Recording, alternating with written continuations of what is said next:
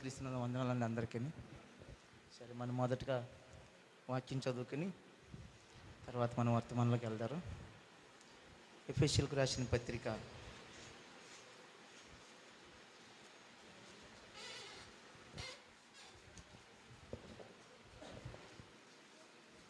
2వ అధ్యాయం.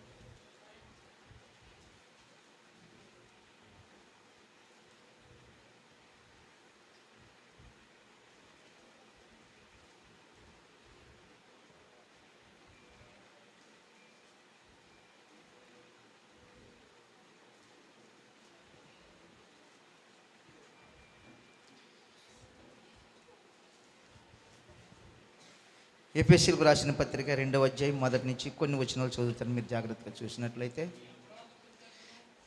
మీ అపరాధముల చేతను పాపముల చేతను మీరు చచ్చిన వారై ఉండగా ఆయన మిమ్మల్ని క్రీస్తుతో కూడా బ్రతికించెను. మీరు వాటిని చేయుచు వాయుమండల సంబంధమైన అధిపతిని అనగా అవిధేయులైన వారిని ఇప్పుడు ప్రేరేపించు శక్తికి అధిపతిని అనుసరించి ఈ ప్రపంచ ధర్మము చొప్పున మునుపు నడుచుకుంటుంది. వారితో కలిసి మనమందరమును శరీరం యొక్కయు మనసు యొక్కయు కోరికలను నెరవేర్చుకొనుచు మన శరీరాశలను అనుసరించి మునుపు ప్రవర్తించు కడమవారి వలె స్వభావ సిద్ధంగా దైవోగ్రతకు పాత్రలమై ఉంటిమి. అయినను దేవుడు కరుణా సంపన్నుడై ఉండి మనము మన అపరాధముల చేత చచ్చిన వారమై ఉండినప్పుడు సైతం మన ఎడల చూపిన ప్రేమ మహాప్రేమ చేత మనలను క్రీస్తుతో కూడా బ్రతికించెను. కృపచేత మీరు రక్షించబడి ఉన్నారు. క్రీస్తు యేసునందు ఆయన మనకు చేసిన ఉపకారముల ద్వారా అత్యధికమైన తన కృపామహదైశ్వర్యమును రాబో యుగముల్లో కనపరచు నిమిత్తము క్రీస్తు యేసునందు మనలను ఆయనతో కూడా లేపి పరలోకమందు ఆయనతో కూడా కూర్చుండబెట్టెను. మీరు విశ్వాసము ద్వారా కృపచేతనే రక్షించబడి ఉన్నారు. ఇది మీ వలన కలిగినది కాదు, దేవుని వరమే. ఆమేన్. చదవబడిన వాక్యాన్ని దేవుడు దీవించిన గాక. మనం చిన్న ప్రార్థన చేసుకుని వాక్యంలోకి వెళ్తారు. ప్రతి ఒక్కరు కూడా మనం కళ్ళు మూసుకున్నట్లయితే, మహోన్నతుడా, పరిశుద్ధుడా, గొప్ప దేవుడానికి స్తోత్రములు వందనములు చెల్లిస్తున్నాం. ప్రభువా, నీవు నిన్న నేడు నిరంతరమును యుగ యుగములు ఒక్కటే రీతిగా ఉన్న దేవుడవు. ప్రభువా, నానా ఈ సాయంకాల సమయంలో నానా మీరు మాతో ఉండడానికి ఇష్టపడుతున్నారు ప్రభువా తండ్రి దేవా. ఎందుకంటే మేము నిన్ను ప్రేమించలేదు, నీవే మమ్మల్ని ప్రేమించావు ప్రభువా దేవా. అందుకే నీ భార్యతో నీ సహవాసం కోరుచున్న దేవుడవు ప్రభు. నీవు కుటుంబం కలిగిన వాడవు ప్రభు దేవా. మేమంతా ఆ కుటుంబంలో సభ్యులమై ఉన్నాం ప్రభు. మేమంతా ఇక్కడ కూడి ఉండగా మీరే రంగం మీదకి దిగివచ్చి అల్పులను బలహీనుడైన నన్ను ప్రభా, నేను వట్టి పాత్రగా నేను నిలబడి ఉన్నాను ప్రభు. ఇక్కడ నేనుండడం వల్ల ఏ ప్రయోజనం లేదు, కానీ నీవుంటే మాకు మేలు ప్రభు దేవా. నిశ్చయంగా మీరు ఇక్కడ నిలబడి నన్ను నోరుగా వాడుకుని మాకు సహాయం దయచేయమని, వినుచున్న మమ్మల్ని అందరినీ నీ వాక్యము చేత ముద్రించమని, సహాయం దయచేయమని నీ సేవకులను ప్రభా నహుము గారిని ప్రేమించి ఆయన ప్రభా కృతజ్ఞత కూడిక ఏర్పరిచి ప్రభా సంఘానికి నేను వర్తమానం వినిపించాలని ప్రభా ఒక ఆలోచన తను ఆయనలో పెట్టిన దాన్ని బట్టి స్తోత్రములు దేవా. ఈ యొక్క కార్యము ద్వారా, ఈ యొక్క ఆరాధన ద్వారా మీరే మహిమ ఘనత ప్రభావాలు పొందుకోమని యేసుక్రీస్తు నామములో ప్రార్థించున్నాము. ఆమేన్. అందరూ కూర్చోండి.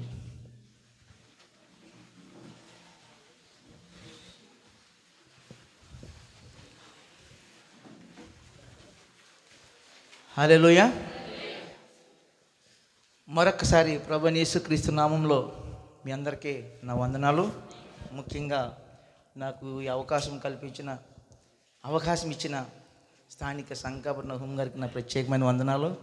ఇంకా ఏంటంటే ఈరోజు ఆయన జన్మదిన శుభాకాంక్షలు మరీ తెలియజేస్తున్నాను. గాడ్ బ్లెస్ యు పాస్టర్ గారు. దేవుడు మీరు దీవించిన గాక. హల్లెలూయా. అలాగే ఇక ఇస్రోం నుంచి వచ్చిన ఇస్రోం గారి ద్వారపు నుంచి వచ్చిన ఇస్రోం గారికి నా ప్రత్యేకమైన వందనాలు. సరే, ఇక్కడి నుంచి అక్కడ ముగ్గల్ల, ద్వారపూడి, ఇంకా మా సంఘం నుంచి కూడా ఒకరు వచ్చారనుకుంటాను. సరే, ఇక్కడ కొద్దిమంది మనం కూడి దేవుని ఆరాధించడానికి వచ్చాము. సరే, ఏదైనా ఈ సమయంలో ఆయనే మనతో మాట్లాడాలి. నాకు ఎక్కువగా ఏంటంటే బయటికి వెళ్ళి వేరే సంఘాల్లో కానీ ఎక్కడ కానీ నేను ఇప్పటివరకు సువార్త కూడా చేయలేదు, ఎక్కడ వాక్యం కూడా చెప్పలేదండి. కానీ ఎందుకో దేవుడు మమ్మల్ని ఇక్కడ అలాగా నహూం గారిని ఇక్కడ కొద్దిమంది సేవకులతో మమ్మల్ని దేవుడు ఐక్యం చేసి ఈ పరిచర్లో కూడా మేము కూడా పాలిభాగస్తులుగా ఉంటాక కూడా మాకు ఒక సహవాసం ఇచ్చారు అందులో. ఎందుకంటే ఇప్పుడు ఇదివరకు నేను ఎప్పుడు కూడా బయటికి సేవకుల మీటింగులకు కానీ ఎక్కడికి వెళ్ళేవాడిని కాదు. తర్వాత కొన్ని పరిస్థితుల వల్ల మేము బయటకు వచ్చినప్పుడు ఈ పాస్టర్ గారు కూడా మమ్మల్ని చేర్చుకుని మీటింగులు పిలవటం, అనేక కోటాలకు కూడా మమ్మల్ని ఆహ్వానించడం, మాకు మా చర్చికి ఎక్కువ మా సంఘ సభ్యులకి వాక్యం వినటం ఆశ ఎక్కువ. అది కూడా గుర్తించి ఎక్కడైనా బర్త్డే కోవడం జరిగినా యశ్వరం గారు కానీ మీ పాస్టర్ గారు కానీ మమ్మల్ని పిలవటం జరుగుతుంది. ఎందుకంటే మనల్ని చివరికి నిలబెట్టేది, మనల్ని రక్షించేది, విడిపించేది వాక్యమే. ఆ వాక్యం కోసం ఎందరైతే ఆశ కలిగి ఉంటారో వాళ్ళందరూ కూడా తృప్తిపరచబడతారు. వినటం వలన విశ్వాసం కలుగును. చూసారు, ఏదేమైనా సరే ఒక్కొక్కరిలో ఒక్కొక్క తలంతులు ఉంటాయి. నహూం గారిది నాకు రాదు, నాది ఆయనకి రాదు. అలాగే ఎవరిది కూడా దేవుడు ప్రతి ఒక్కరికి కూడా ఒక్కొక్క వరంతో, ఒక్కొక్క కారణంతో మనల్ని కూడా ఈ భూమి మీదకి పంపించాడు. అయితే దేవుడు మనకు అప్పచెప్పిన పని మనం గుర్తించి ఆ పరిచయాన్ని ముగించుకుని మనం ఆయన సన్నిధికి మనం చేరాలనే ఆయన మన యెడల ఆలోచన కలిగి ఉన్నాడు. హల్లెలూయా.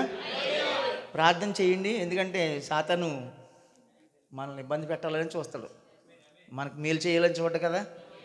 చూడండి, ఆ విధంగా మనం ఇక్కడ కూడినగా మంచి హీట్ వస్తుంది. ప్రార్థన చేస్తే పరిస్థితులు మారుతాయి. ఖచ్చితంగా ఆయన నమ్మదగిన దేవుడు. సరే, ఏదేమైనా ఈ సమయంలో నేను కొద్దిసేపే కొంచెం వాక్యం మీతో పంచుకుంటాను.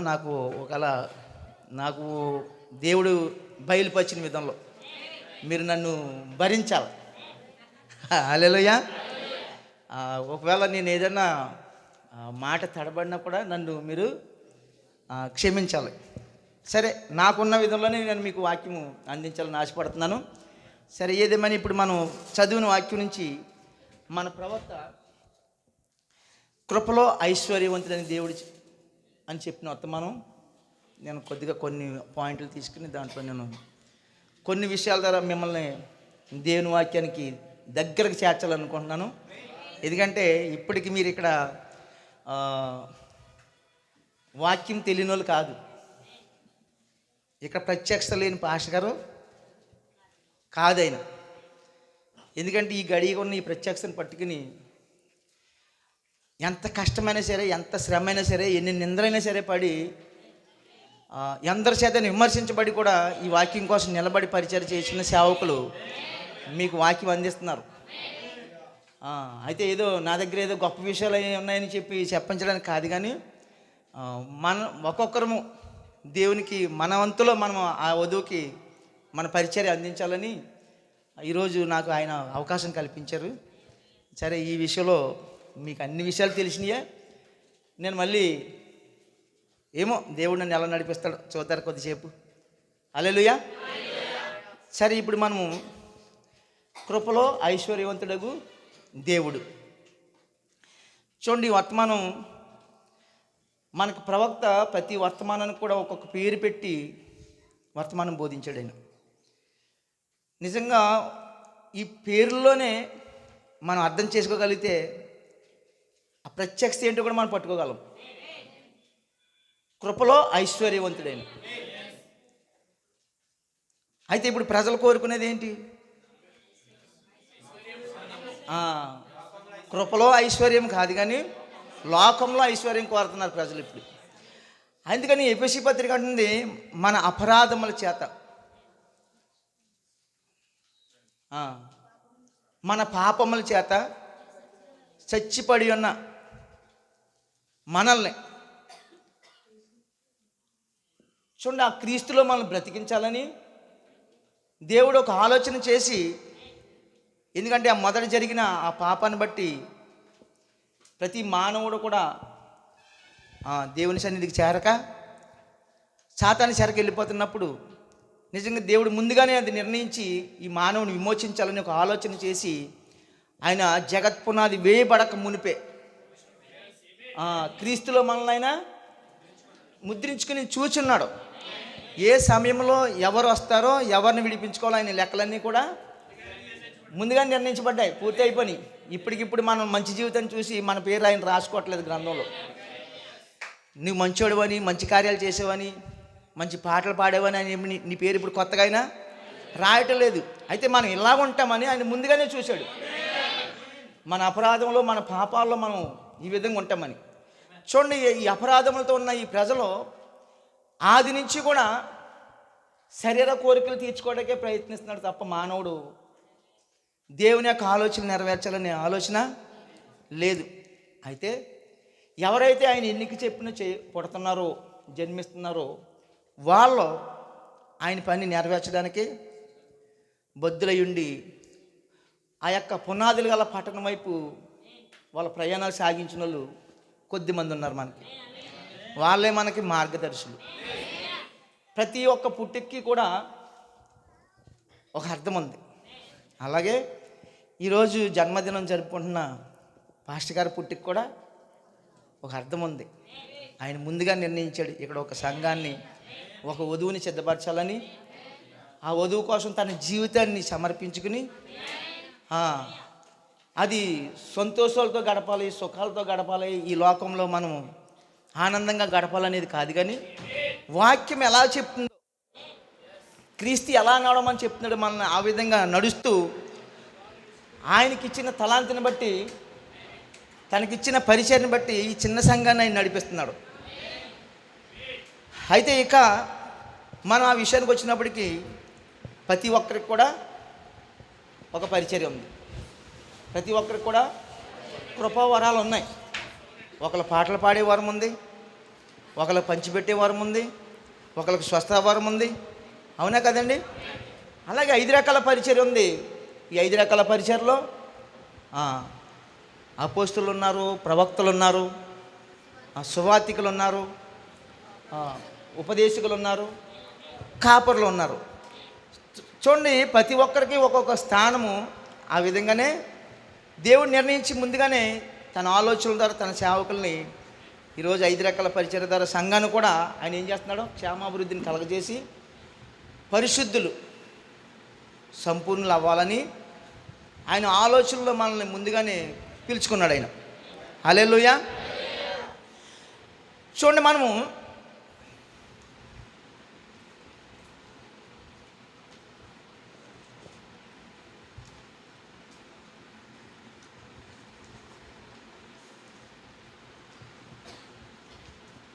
ఇక్కడ ప్రవక్త చెప్తున్నాడు, మనం పడిపోయిన ప్రజలు. అవును కదండి? అయితే మనం పడిపోయిన మనల్ని విమోచించాలని ఆయన ఒక ఆలోచన చేశాడు. హల్లెలూయా. అందులో ఆ విమోచన అనగా 2 భాగాలని చెప్తున్నాడు. ఒకటి బయటికి పిలవటం, మరొకటి లోనికి తీసుకెళ్ళటం.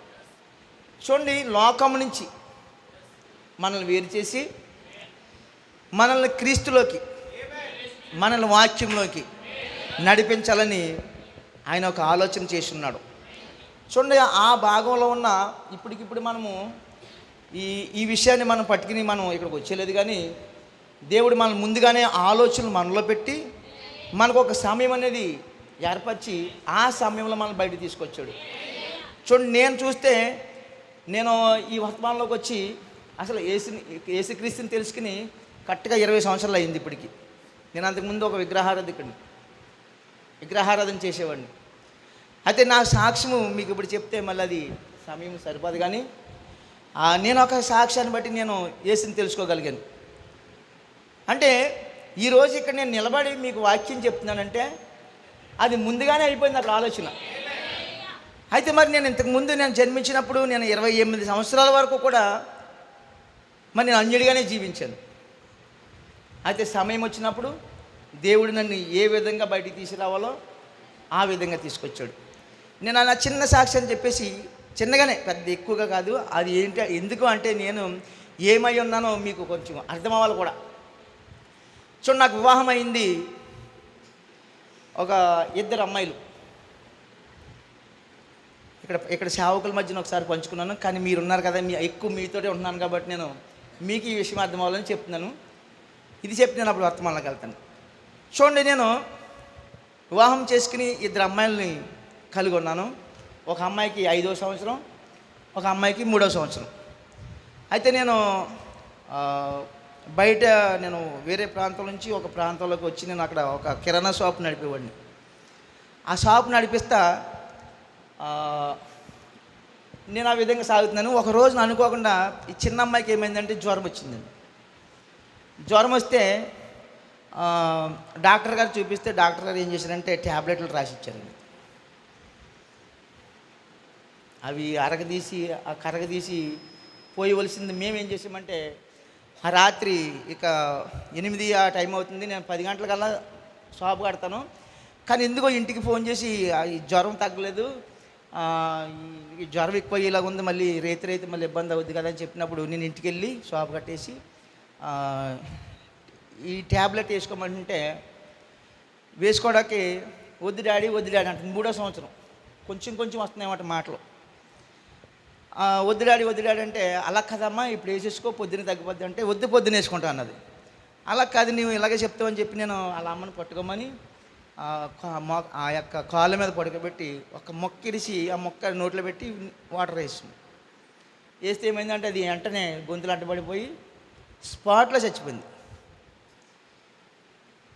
ఇక మళ్ళీ రెండో మాటలు ఏడవలేదు, ఏమీ చేయలేదు, స్పాట్లో తిరగబడిపోయింది అంతే.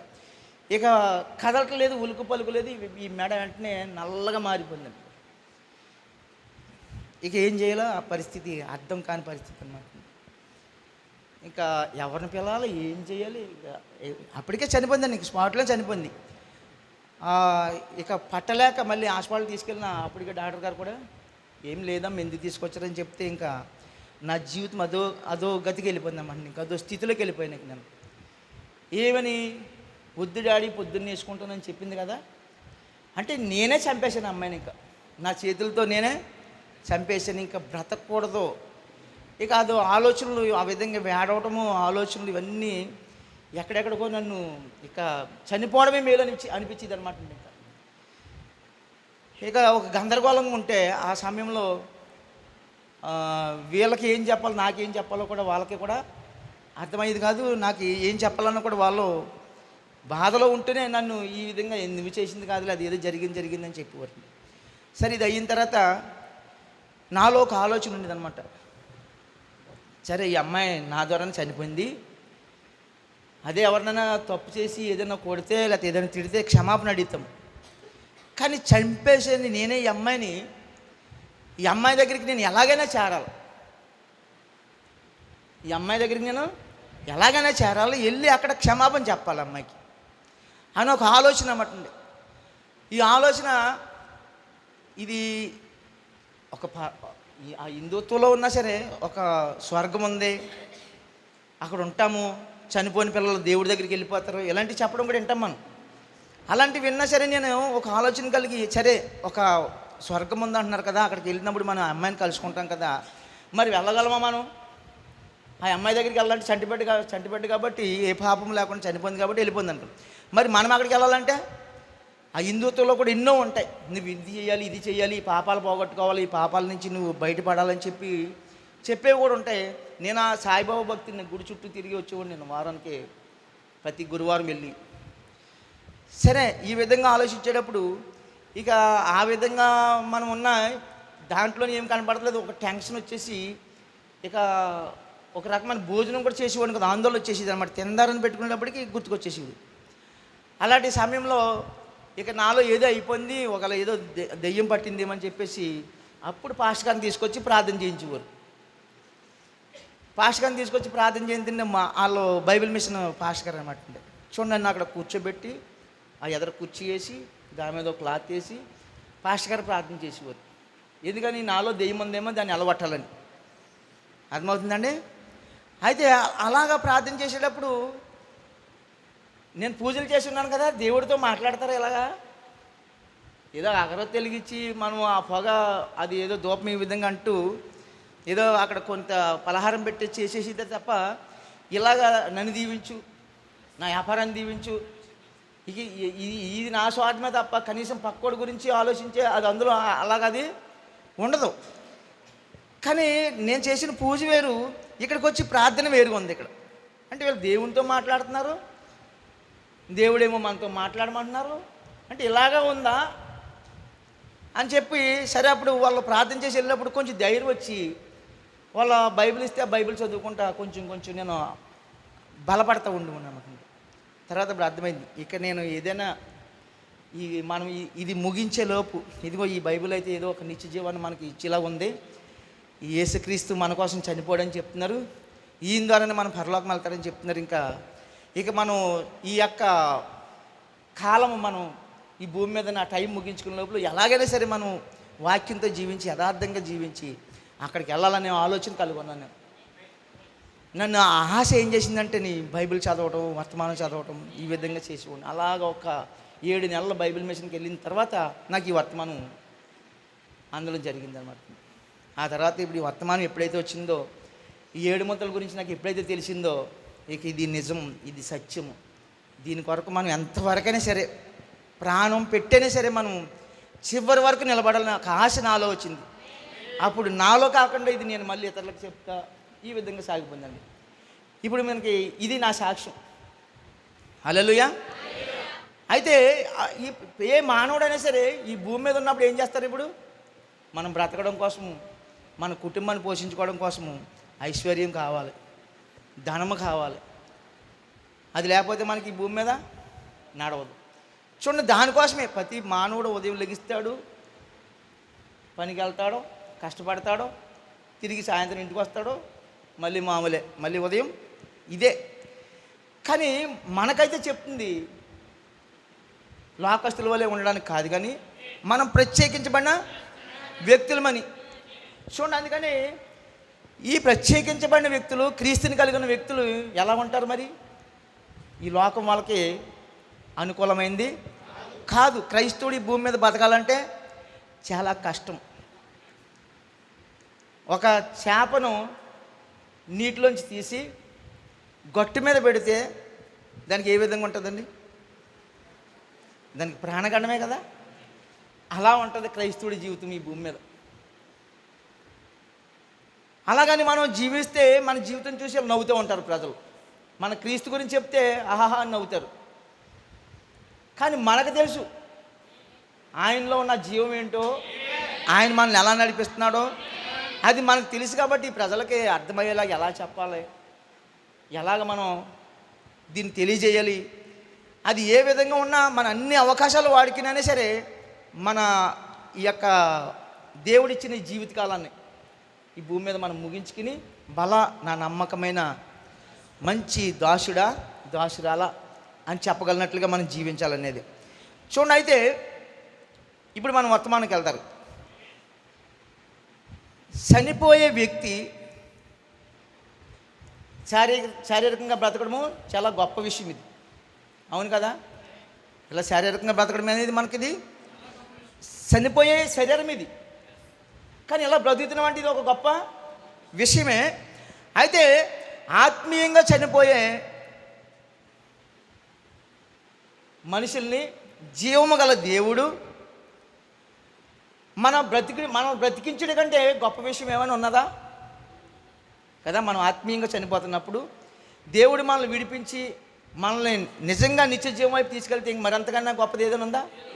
ఏమీ లేదు. చూడండి, దేవుడు అందుకే మనల్ని ఈ చివరి కాలంలో పిలుస్తున్నాడు, ఆయనే వెతుకుతున్నాడు. మనం ఆయన్ని వెతకలేదు, ఆయనే మనల్ని వెతుకుతున్నాడు. చూడండి, అలాగ అందుకని మనలో ఉన్న ఈ జీవకణం పొందుకోవాలి మనం అంటే దేవుడు మన కొరకు ఆయన ఏం చేశాడు? ఆయన మరణించాడు. అవును కదండి. ఆయన మరణించి మనల్ని బ్రతికించాడు. హల్లెలూయా. ఎలా అంటే మనం ఆయనలో రాకముందే, మనం ఆయన నుంచి మనం బయటికి రాకముందే ఆయన మనల్ని కలిగి ఉన్నాడు. హల్లెలూయా. చూడండి ఎలా అంటే ఆయన ఆ యొక్క ఆ జలముల పైన అల్లాడుచున్నాడు. అవును కదండి. జలముల పైన అల్లాడుచున్నప్పుడు ఆ యొక్క భూమి నుంచి ఏమైనా అనేకమైన జీవరాశులు, పక్షులు, జంతువులు అన్నీ వచ్చినాయి కదా. చూడండి అలాగా ఈరోజు కూడా మనల్ని ఎవరైతే ఆయన ఎన్నికలో తీసుకుని ఉన్నాడో ప్రజలందరూ, ఆయన అన్నాడు దేవుడు లోకంను ఎంతో ప్రేమించాడని చెప్తున్నాడు. చూడైతే ఆయన అందరినీ ప్రేమించాడు. మరి అందరూ ఆయన నమ్ముతున్నారా? నమ్మట్లా. మరి కొద్దిమంది ఆయన నమ్ముతున్నారు. ఆయన లెక్క ఎంతవరకు అవుతుంది, వాళ్ళే బయటకు వస్తున్నారు, వాళ్ళే ఆయన నమ్ముతున్నారు, వాళ్ళే ఆయన కొరకు జీవిస్తున్నారు. చూడండి ఆ యొక్క వరుసలో ఉన్నప్పుడు నిజంగా అబ్రహాము కూడా ఆయన పిలిచినప్పుడు అబ్రహాం బయటకు వచ్చి ఆ యొక్క బంధువుల్ని, రక్త సంబంధాలను అందరిని విడిచి బయటకు వచ్చినప్పుడు దేవుని యొక్క మాట విని, మాట ప్రకారమైన బయటకు వచ్చి జీవించడం మొదలుపెట్టినప్పుడు దేవుడు ఏమన్నాడు అబ్రహాంని, నీ బంధువుల్ని, నీ రక్త సంబంధాలు విడిచిపెడితే నిన్ను లెక్కలేని జన్మగా ఆశీర్వదిస్తానన్నాడు. అయితే ఆయన పిలిచిన దానికి తన జీవితానికి ఏమి పొంతన సరిపోవట్లేదు. ఒక కుమారుడు పుట్టడమే చాలా ఆలస్యమైంది, చాలా వృద్ధాప్యం అయిపోయింది. అప్పటి వరకు ఆ విశ్వాసాన్ని కొనసాగించుకుంటూ ఎలా నిలబడగలిగాడు అబ్రహాం? అది ముందుగానే ఎన్నిక చేయబడ్డాడు, ఏర్పరచబడ్డాడు, ఆ విధంగా నిర్ణయించబడ్డాడు. ఆ ఓపిక, ఆ సహనం అన్నీ కూడా అబ్రహాముకి దేవుడు ముందుగానే ఇచ్చేశాడు. ఇచ్చిన తర్వాత అబ్రహాముకున్న ఆ ప్రేమ ఎటువంటిదంటే, ఆ సహోదర ప్రేమ ఎటువంటిదంటే తనకు తానే తగ్గిపోవడం. హల్లెలూయా.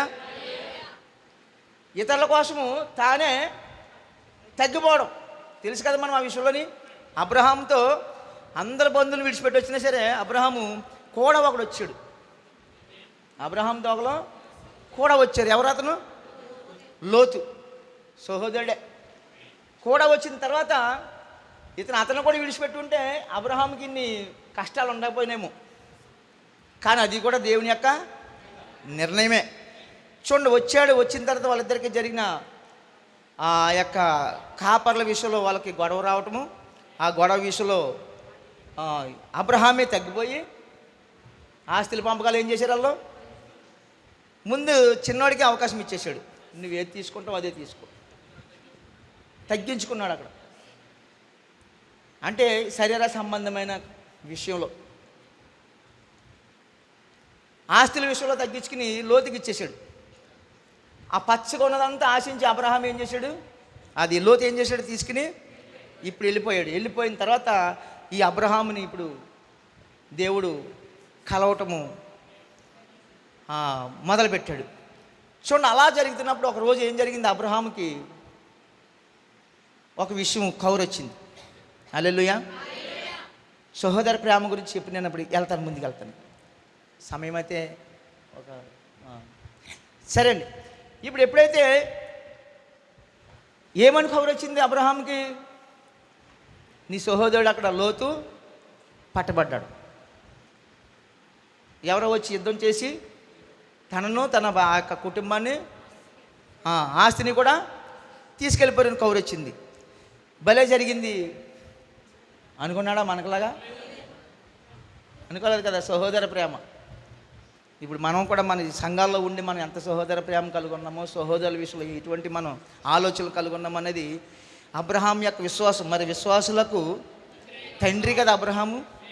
ఇప్పుడు మనం అబ్రహాము సంతానం మనం, అవునా కదండి? శారీరకంగా అందరూ అబ్రహాం సంతానమే. ఎవరో ముస్లింలైనా, యూదులైనా, అన్యులైనా కూడా అందరూ కూడా అబ్రహాం సంతానమే. కానీ మనం ఎవరు మరి? అబ్రహాం యొక్క రాజ సంతానం. విశ్వాసాన్ని బట్టి మనకి అబ్రహాము తండ్రి. మరి ఇప్పుడు తండ్రిలో ఉన్న క్రియలే మనలో ఉంటాయి, అవునండి. ఇప్పుడు ఆ క్రియలు మనలో ఉంటే ఇప్పుడు ఆ సహోదర ప్రేమ దగ్గరికి వచ్చినప్పటికీ అబ్రహాముకి ఎంత కీడు చేయాలనుకుని ఆస్తి పట్టుకుని వెళ్ళిపోయినప్పటికీ అబ్రహాం తన మీద ఏమీ బాగా పెట్టుకోలేదు. కానీ ఇప్పుడు పట్టబడ్డాడో తన యొక్క జనులతో ఆస్తులు కూడా కోల్పోయి ఎవరి చేతిలో చిక్కుబడినప్పుడు అబ్రహాం ఏం చేశాడు? ఇప్పుడు తన దగ్గరున్న మంచి ఆయుధాలు ఏమి అతనికి లేవు. తుప్పు పట్టిన ఆయుధాలు అంటాయి. తుప్పు పట్టిన ఆయుధాలు తీసుకుని రాజుల మీద యుద్ధం చేయడానికి ఎవరిని తీసుకుని వెళ్ళాడు? గొర్రెల కాపర్లు. వాళ్ళకి యుద్ధం చేయడం వచ్చా? యుద్ధం చేయడం వాళ్ళకే రాదు. కొన్ని వాళ్ళ దగ్గర ఏమన్నా ఉన్నాయి, ఈట్లు ఉన్నాయంటే అవి కూడా ఎప్పుడో పక్కన పెట్టేసి తుప్పు పట్టేసి ఉన్నాయి. వాటికి పదును లేదు. అవి తీసుకుని ఎంతమంది? 3 రాజులండి. సొదొమ రాజు, ఆ 3 రాజుల ఆ రాజుల మీదకి యుద్ధానికి తీసుకుని వెళ్ళాడు. వాళ్ళకి ఎంత సైన్యం ఉంటుంది? వాళ్ళ దగ్గర ఎటువంటి ఆయుధాలు ఉంటాయి? మరి వీళ్ళకున్న నిశ్చయిత ఏంటి? అతను ఏ నిశ్చయిత ఉండి వాళ్ళకి దొరికాడు. ఇతను దూరంగా ఉండి కష్టాల్లో ఉండి ఆ ముళ్ళతొప్పల్లో ఉండి ఆ రాళ్ళు రప్పల్లో జీవిస్తూ ఇతను ఎటువంటి పట్టుదల కలిగి ఉన్నాడు అబ్రహాము? హల్లెలూయా. అబ్రహాము యొక్క జన్మలో ఏదో ఒకటి ఉంది, ఏదో దేవుని యొక్క ఆలోచన ఒకటి ఉంది. లోతు యొక్క జన్మలో ఇప్పుడు మనం దేన్ని ప్రేమిస్తున్నాము, మనం దేనిలాగా జీవించాలనుకుంటున్నాము? అదే కదండి, మన అబ్రహాం సంతానం అయితే అబ్రహాంలాగే జీవిస్తాం. చూడండి, అయితే ఎప్పుడైతే ఈ విధంగా అబ్రహాము అది లోతు అక్కడ అనుభవించవలసిన జలశాంత అనుభవించేశాడు. తన భార్య ఎంత అనుభవించాలో అంతా కూడా దొరికేసింది. పట్టబడ్డారు, ఇంకా నిస్సహాయ స్థితిలో ఉన్నారు. ఇప్పుడు అయితే ఎప్పుడైతే అబ్రహాం వెళ్ళాడో, సహోదర ప్రేమ కదండి ఇది, వెళ్ళి ప్రాణాలకు తెగించి వాళ్ళు విడిపించుకొచ్చాడు. అక్కడ వాళ్ళు మళ్ళీ లోతుని అడిగాడు, బాబు వచ్చేస్తావా వర్తమానం కంటే, వర్తమానం చర్చకొచ్చేస్తావా అంటే మళ్ళా అబ్బే అక్కడికి వచ్చామంటే నహుం గారు ఇంకా ఏం చేస్తాడో, రోజు మళ్ళీ సినిమాలు వద్దంటాడో, సరదాలు వద్దంటాడో, ఏ లోక కార్యాలు వద్దంటాడో, ఏ ఫంక్షన్లు వద్దంటాడో, అనవసరమైన ఫంక్షన్లకు వెళ్ళొద్దంటాడో, నేను మళ్ళీ అక్కడికి రాలేను. సరే, బలవంతం చేయడు కదా మరి అబ్రహాము. ఇప్పటికే ఒక బుద్ధి వచ్చింది, అయినా సరే ఇంకా కూడా అర్థం కావట్లేదు అతనికి. సరే, విడిచిపెట్టేశాడు. ఇప్పుడు సొదొమ రాజు ఏమంటున్నాడు? అయ్యా, నువ్వు నన్ను విడిపించావు, నీకు కొంత ధనం నా దగ్గర నుంచి నువ్వు పట్టుకెళ్ళిపో అన్నాడు. ఇస్తున్నాడు కదా ధనం. ఏమన్నాడు అప్పుడు అబ్రహాం? ఏమన్నాడు చెప్పండి, తెలుసు కదా ఈ విషయాలు మీకు. అబ్రహాం ఏం చెప్పాడు? ఒకవేళ అబ్రహాం ఈ విధంగా ఉన్నాడంటే దానికి కారణం నువ్వే అని చెప్తావు. నాకు అలా నీ వల్ల వచ్చే ధనం నాకు వద్దు, అవసరం లేదు, నీ ధనం నీ దగ్గర ఉంచేసుకో. ఇప్పుడు ఆ రాజులు జయించి వాళ్ళకి అప్పచెప్పేసి ఇప్పుడు తిరిగి వస్తున్నాడు. హల్లెలూయా. ఇది ఒక వర్తమానంలో ఉన్న ఏ విశ్వాసికైనా, ఏ సహోదరుడికైనా అబ్రహాం యొక్క ఆ విశ్వాసం మనలో ఉంటే బంధించబడిన సహోదరులు విడిపించే బాధ్యత మనదే. వర్తమాన సంఘానికి వచ్చి వెళ్ళిపోయిన వాళ్ళు అయినా సరే, లేకపోతే మన ఇంటి పక్క వాళ్ళు అయినా సరే, లేకపోతే నశించిపోయే ఆత్మల కోసము భారం కలిగి ప్రార్థించేది ఎవరంటే అబ్రహాం యొక్క రాజ సంతానం మాత్రమే. హల్లెలూయా. దేవుని నామానికి మహిమ కలుగును గాక. చూడండి, అయితే ఎప్పుడైతే ఆ విధమైన ఒక విజయంతో తిరిగి వస్తున్నాడో, ఇప్పుడు మార్గ మధ్యంలో ఇప్పుడు ఎవరో కలుసుకున్నారు. హల్లెలూయా. ఎవరు కలుసుకున్నారు? ఇప్పుడు అక్కడ మెల్కీసెదెకు కలుసుకున్నాడు. మీరు సహవాసం చేస్తారు కదా, ప్రభురాత్రి భోజనం తీసుకుంటారు కదా. ఎవరు ప్రభురాత్రి భోజనం తీసుకోవాలి? జయించిన వాళ్ళు, సహోదర ప్రేమ కలిగి ఉన్నవాళ్ళు, సమాధాన పడేవాళ్ళు. హల్లెలూయా. చూడండి, అయితే ఇప్పుడు ఆ విధంగా వస్తున్న అబ్రహాముని ఇప్పుడు మెల్కీసెదెకు ఎదుర్కొన్నాడు. ఎవరైనా? సాలేము రాజు, సమాధానపు రాజు. ఆ రాజు ఎప్పుడైతే ఎదుర్కొన్నాడో అబ్రహాము వెంటనే తెచ్చుకున్న కొంత ఆస్తులని ఏం చేశాడు? తీసి దశంభాగాలు ఇచ్చాడండి. నేను దశంభాగాల గురించి చెప్పట్లే, మళ్ళీ మిమ్మల్ని ఇక్కడ ఏదో దశంభాగాల గురించి చెప్పమన్నారు అని కాదు నేను చెప్పేది. ఆ దశంభాగము ఇచ్చాడు అబ్రహాం. ఇప్పుడు దానికి తీసుకుని దానికి గుర్తుగా ఏం చేశాడు ఆయన?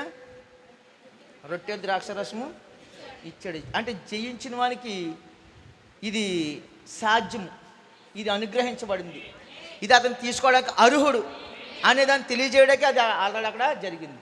అయితే ఎప్పుడైతే అబ్రహాము దశమ భాగం కడుతున్నాడో ఎవరికి? మెల్కీసెదెకుకి. అంటే తన యొక్క ముది మనవడితో సహా కూడా దశమ భాగం చెల్లించేసాడని అనుకుంటుంది. అవునా కదా? అంటే తనలో వచ్చే ఆ యొక్క చివరి వ్యక్తి వరకు కూడా దశమ భాగం ఏమైంది? చెల్లించబడ్డది. ఇప్పుడు కూడా అందుని బట్టి చూస్తే మనం ఏమై ఉన్నాం? ఇప్పుడు అబ్రహాం రాజు సంతానంగా మన వల్ల కూడా మన తండ్రి ద్వారా మనవి చెల్లించబడింది. అయితే ఇప్పుడు దానికి గుర్తుగా ఆయన మనకి ఒక రొట్టె ద్రాక్షరసంతో తిరిగి వచ్చాడు. ఆయన మనకు ఒక ఆహారం తీసుకొచ్చింది దేవుడైన. హల్లెలూయా. అయితే మనం అక్కడికి వెళ్తారు, చివరిలో వెళ్తారు, అక్కడికి మళ్ళీ నేను తీసుకెళ్తాను. అయితే ఇప్పుడు నీవు ఈ లోకంలో ఉన్నప్పుడు నిన్నెవరో మాట్లాడకముందే, నీకు ఎవరో విషయాలు చెప్పకముందే నువ్వు అందరిలాగా ఆలోచించిన వ్యక్తివి నువ్వు కాదు. మీలో కూడా మీరు ఈ ప్రజలతోటే జీవిస్తూ మీ పక్కనున్న ఫ్రెండ్స్ తోటే ఉంటే, మీరు ఉంటూనే మీరు దీని గురించి మీలో ఒక ఆలోచనలు కదులుతున్నాయి. నేను ఎవరిని? నేను ఈ భూమి మీదకి ఎందుకు వచ్చాను? అసలు ఈ ప్రజలు ఎందుకు ఇలా చనిపోతున్నారు? ఎందుకు ఈ జీవితాలు ఇలాగా ఈ వ్యాధులతో, బాధలతో, కష్టాలతో కన్నీరు విడుస్తూ వీళ్ళందరూ ఎందుకు ఇలా ఉంటున్నారు అనే ఆలోచనలు నీలో ముందుగానే దేవుడు అవి పెట్టించాడు. నువ్వు అలా ఆలోచిస్తూ ఉన్నప్పుడు నువ్వు ఎప్పుడైతే దేవుని సన్నిధికి వచ్చావో, అప్పుడు నీ గురించి ఎప్పుడైతే ఈ యొక్క విషయాలు వినబడుతున్నాయో నువ్వు అప్పుడు ఇది నిజం కదా, ఇది నిజం కదా, ఇది ఆమెన్ అని చెప్తే నువ్వేమయ్యావు? ఇప్పుడు బయటకు వచ్చావు. హల్లెలూయా. ఎందుకంటే నీలో ఆ క్రీస్తు జీవం ఉన్నది. చూడండి, వాక్యం వినేటప్పుడు ఆ వెలుగు నీ పైకి వచ్చినప్పుడు నీలో విత్తనం ఉన్నది కాబట్టి ఆ విత్తనం ఏమైంది? మొలకెత్తడం ప్రారంభించింది. హల్లెలూయా.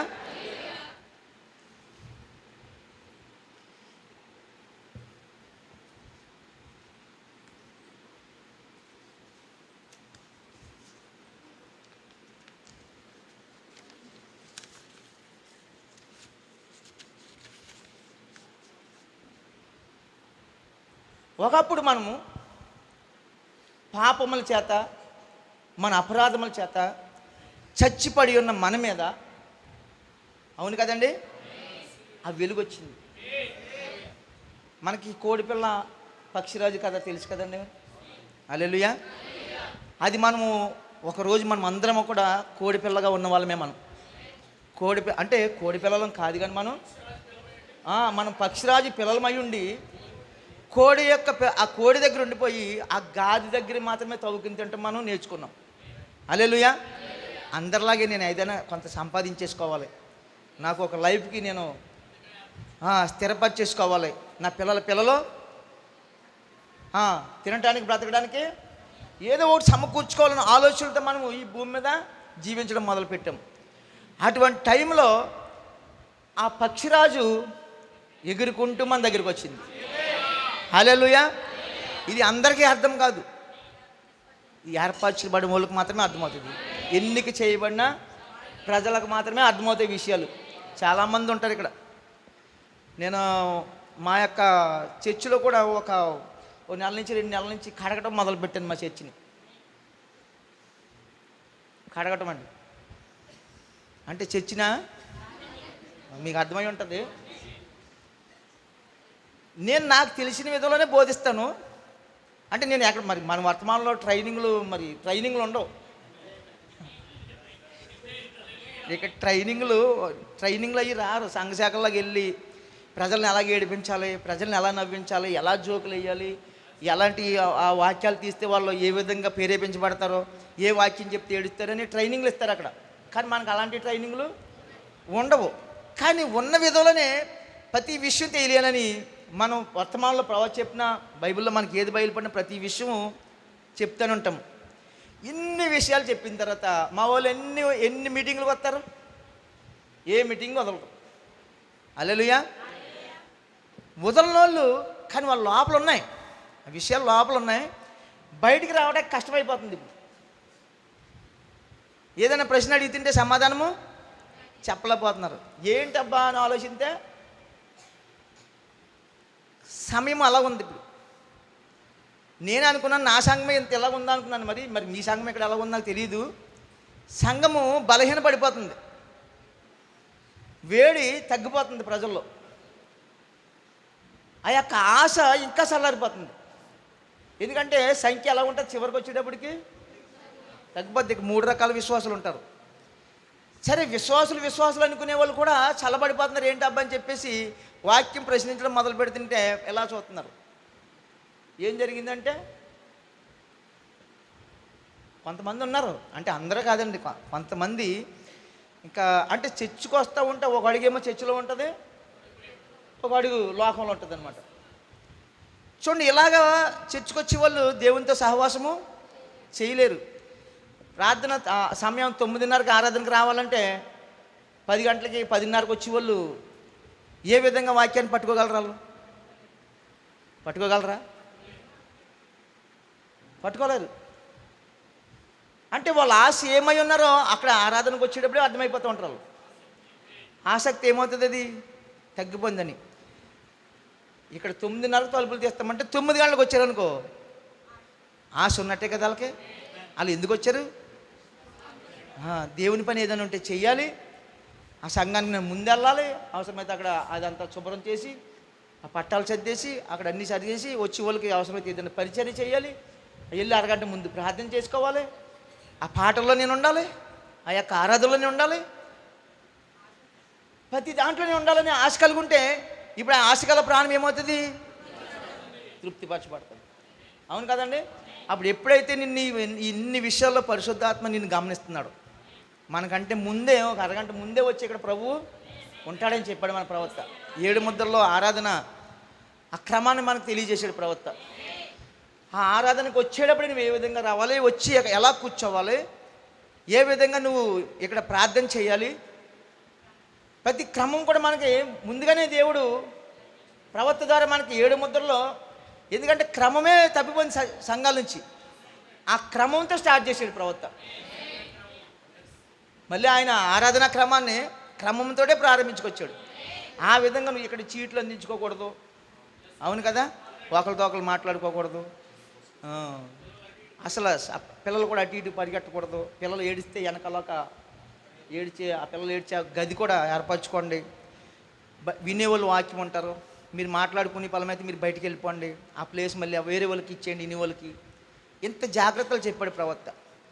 ఇదంతా ఈ వినయం నీ దగ్గర ఎప్పుడైతే ఉంటుందో, నేర్చుకునే మనసు ఉంటుందో, చర్చికి రావాలని ఆశ ఉంటుందో, అప్పుడు దేవుడు నీతో మాట్లాడుతూ మొదలు పెడతాడు. రావడమే 10:30కి వచ్చావు, ఆ కంగారుగా బండి మీదో లేకపోతే ఆటో మీద వచ్చేస్తున్నాం, సడన్గా సాతాను ఎవరిని ఎదురు తీసుకొచ్చేసాడు. ఇప్పుడు ఏమవుతుంది?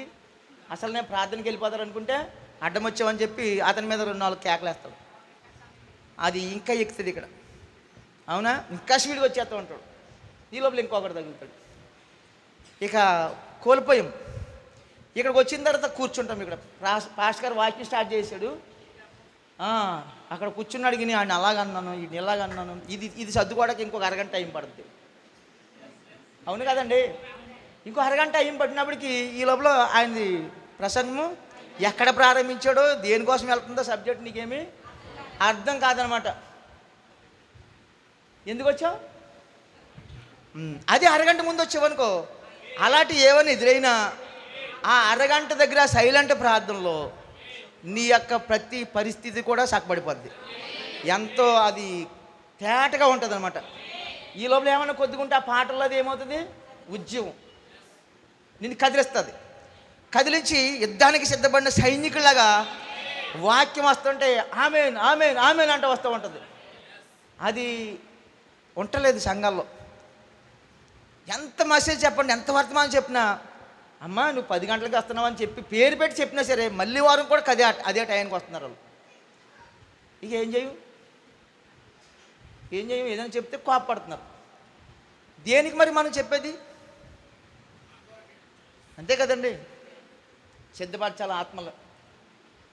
సరే అలా అనుకుంటే ఈ లోపల ఇంకో భాష గారు మొదలెట్టాడు. ఆయన చెప్తుంటే ఆయన బాధ వింటే నాకు అర్థమైందన్నమాట. సంఘాల్లో ఈ ఆత్మ పనిచేస్తుంది అనమాట ఇప్పుడు అని చెప్పేసి, సరే నేను ప్రార్థన చేశాను. మళ్ళీ రెండో వారానికి కొంచెం చక్కబడుతున్నారు అన్నమాట. ఇప్పుడు కొద్ది లైన్కి వస్తున్నారు. ఎందుకంటే పాస్టర్ గారే నీకు చెప్పి నిన్ను సరిచేసి కూర్చోబెట్టి ఇలాగే ఉంటే ఇక నువ్వు వాక్యం ఎప్పుడు వింటావో, నువ్వు వాక్యం మళ్ళీ పట్టుకెళ్ళి ఇతరులకు ఎప్పుడు చేస్తావో, ఎప్పుడు నువ్వు ఇతరులు రక్షిస్తావో, నీలో ఉన్న అబ్రహాము ప్రేమ ఎక్కడుంది? ఆమేన్. అర్థమవుతుందండి? ఆ సహవాసం ఎక్కడుంది నీకు? అబ్రహాము పునాదులు గల పట్టణం వైపు ఏం చేశాడు? ప్రయాణం చేశాడు. ఆ యొక్క విశ్వాసాన్ని కాపాడుకుని ఈరోజు అబ్రహాము మనకు అందరికీ విశ్వాసులకి తండ్రిగా నిలబడ్డాడు. ఆ అబ్రహాము జీవితం మనం తీసుకుంటే చూడండి. అప్పుడైతే ఇప్పుడు ఈ యొక్క విధంలో అబ్రహాము ఎప్పుడైతే తన యొక్క దశంభాగాలు తన యొక్క సంతానానికి చెల్లించాడో, అలాగే యేసుక్రీస్తు కూడా మన కోసమైన కలవరిలో తన ప్రాణం పెట్టి అపరాధముల చేత పాపముల చేత చచ్చిపడి ఉన్న మన కోసమైన ఏం చేశాడు? తన ప్రాణాన్ని పెట్టాడు. ఇప్పుడు మనం లేవీకాండం 23 అధ్యాయంలో ఒకసారి తీస్తారు మీరు. హల్లెలూయా.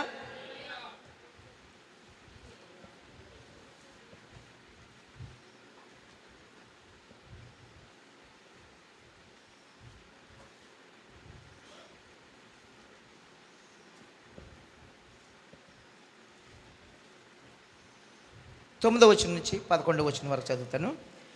మరి యెహోవా మోషేకి ఇలాగ సెలవిచ్చెను, నీవు ఇజ్రాయేలుతో ఇట్లనుము, నేను మీకు ఇచ్చిన దేశంలోకి మీరు వచ్చి దాని పంటను కోయినప్పుడు మీ మొదటి పంటలో ఒక పనను యాజకుని వద్దకు తేవలను. యెహోవా మిమ్మల్ని అంగీకరించినట్లు అతడు యెహోవా సన్నిధిని ఆ పనను అల్లాడింపవలను. విశ్రాంతి దినమునకు మరుదినమున యాజకుడు దాన్ని అల్లాడింపవలను. మీరు ఆ పనులను అర్పించే దినమున నిర్దోషమైన ఏడాది పొట్టేలను యెహోవాకు దహన బలిగా అర్పించవలను. అయితే చూడండి, ఇక్కడ ఆ పన ఎప్పుడు తీసుకురావాలి దేవుని సన్నిధిలోకి? విశ్రాంతి దినమునకు మరి దినం. విశ్రాంతి దినం ఎప్పుడంటే మనకి శనివారం. దాని తర్వాత వచ్చేది మళ్ళీ వారంలో మొదటి రోజు ఆదివారం. హల్లెలూయా. చూడండి, అక్కడ లేవీకాండంలో చెప్పిన ఆ యొక్క వాక్యము ఆ నెరవేర్పు ఎక్కడ జరిగింది? యేసుక్రీస్తు చనిపోయినప్పుడు. మొదటి పని ఆయనే. ఆ మొదటి పని చనిపోయి ఆ పన పెంతెకోస్తు దినాన అది ఏమైంది? అది అల్లాడించబడ్డది.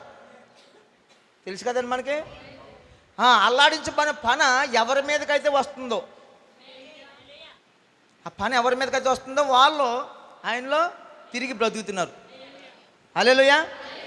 చూడండి, అయితే అల్లాడించబడే పన ఎవరైతే ఎన్నిక చేయబడ్డారో, ఎవరైతే ఆయన చేత నిర్ణయించబడ్డారో అది వాళ్ళు మాత్రమే దాన్ని చూడగలరు, దాన్ని పట్టుకోగలరు. ఎందుకని? అది పెంతెకోస్తు దినాన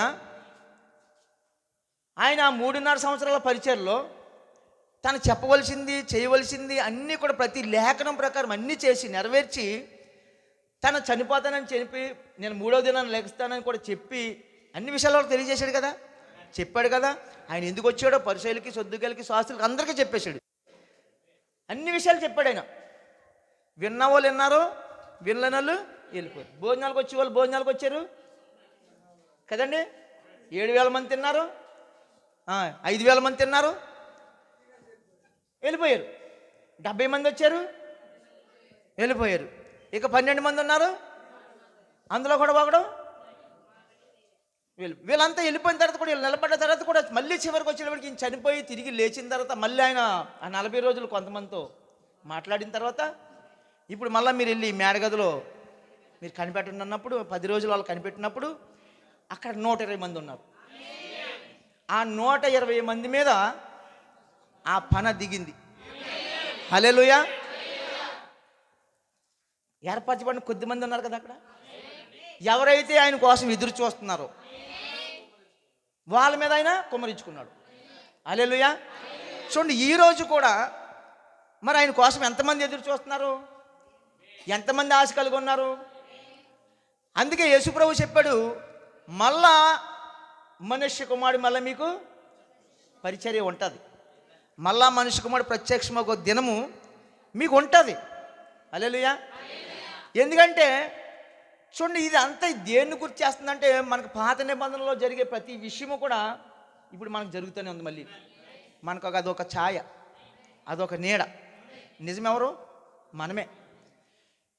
ఇక్కడ ఈ విషయానికి వచ్చినప్పటికీ ప్రతి విషయంలో ఆ కరుణా సంపన్నుడైన దేవుడు, అవునా, మనం అపరాధముల చేత పాపముల చేత చచ్చిపడిన మనల్ని విడిపించాలని ఆ కరుణా సంపన్నుడైన దేవుడు మన మీద కనికరం చూపించి మనం తప్పించుకుని ఒక మార్గం ఏర్పాటు చేసి ఆ విశ్వాసం అనేది మనకు పెట్టాడు. అవునండి. చూడ అల్లాడించబడే పన అది ఏ రోజున తిరిగి లేచింది? ఏ రోజున ఆయన తిరిగి లేచాడు? ఆదివారం. చెప్పాడు కదా. అంటే మొన్న మేము అది సూర్యోదయం అనే వర్తమానం నేను చెప్పాను, మాకు మొదలుపెట్టాను మొన్న గుడ్ ఫ్రైడేకి. అది ఇక అవ్వలేదండి, అది ఇంకా కొనసాగుతున్నది మాకు ఆ వర్తమానం. చూడండి, అది సండే, ఆదివారం తెలుసు కదండి. ఆయన ఆదివారం తిరిగి లేచాడు. అయితే ఆ ఆదివారం రోమన్ క్యాథలిక్లు ఏం చేశారంటే అది సూర్యదిన ఆరాధన కింద వాళ్ళు మార్చేసుకుని వాళ్ళది కుమారుని దినం అనేది తీసేసి వాళ్ళు సూర్య ఆరాధన కింద జరుపుకునే దినాన్ని కుమారుడికి కలిపారు ఇక్కడ. కానీ మనం ఆరాధించే ఆదివారము సూర్యుని దినం కాదు, కానీ సండే, SOND, కుమారుని దినం అనమాట. చూడండి, ఆ కుమారుడు మళ్ళీ వస్తాడు. ఈ చివరి కాలానికి మళ్ళీ ఒక వాగ్దానం మనకి చేయబడి ఉంది. అది యేసు స్వయంగా పలికిన మాటలు. హల్లెలూయా. చూడండి, నోవాహు కాలంలో దేవుడు తప్పించుకునే త్రోవలకే ఏర్పాటు చేశాడు కదండి. మోసే కాలంలో తప్పించుకునే త్రోవ ఏర్పాటు చేశాడు. అయితే ప్రతి కాలంలో కూడా విమర్శకులు ఎక్కువైపోయారు. ఆ త్రోవలు వెళ్తున్నప్పుడు అడ్డుపడే ప్రజలు ఎక్కువే కదండి, ఎక్కువే కదా. మొదట ఆ నిర్గమనంలో మోసే ఆ ప్రజలు ఇజ్రాయేల్ నుంచి, ఆ ఇజ్రాయేల్ ఐగుప్తు నుంచి విడిపించి తీసుకొచ్చేటప్పుడు వాళ్ళు ఇక్కడ మీరు నిర్గమాకాండము 19 అధ్యాయం ఒకసారి తీస్తే, దీన్ని తీసుకుని నేను ముందుకెళ్తాను. నిర్గమాకాండము 19 అధ్యాయం.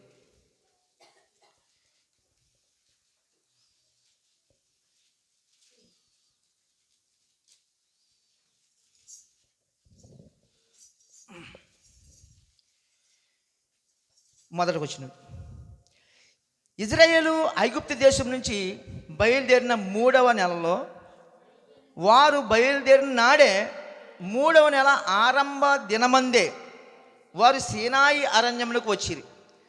వారు రెఫీదీము నుండి బయలుదేరి సీనాయి అరణ్యకు వచ్చి ఆ అరణ్యమందు దిగిరి. హల్లెలూయా. అక్కడ ఆ పర్వతం ఎదుట ఇజ్రాయేలు విడసిరి.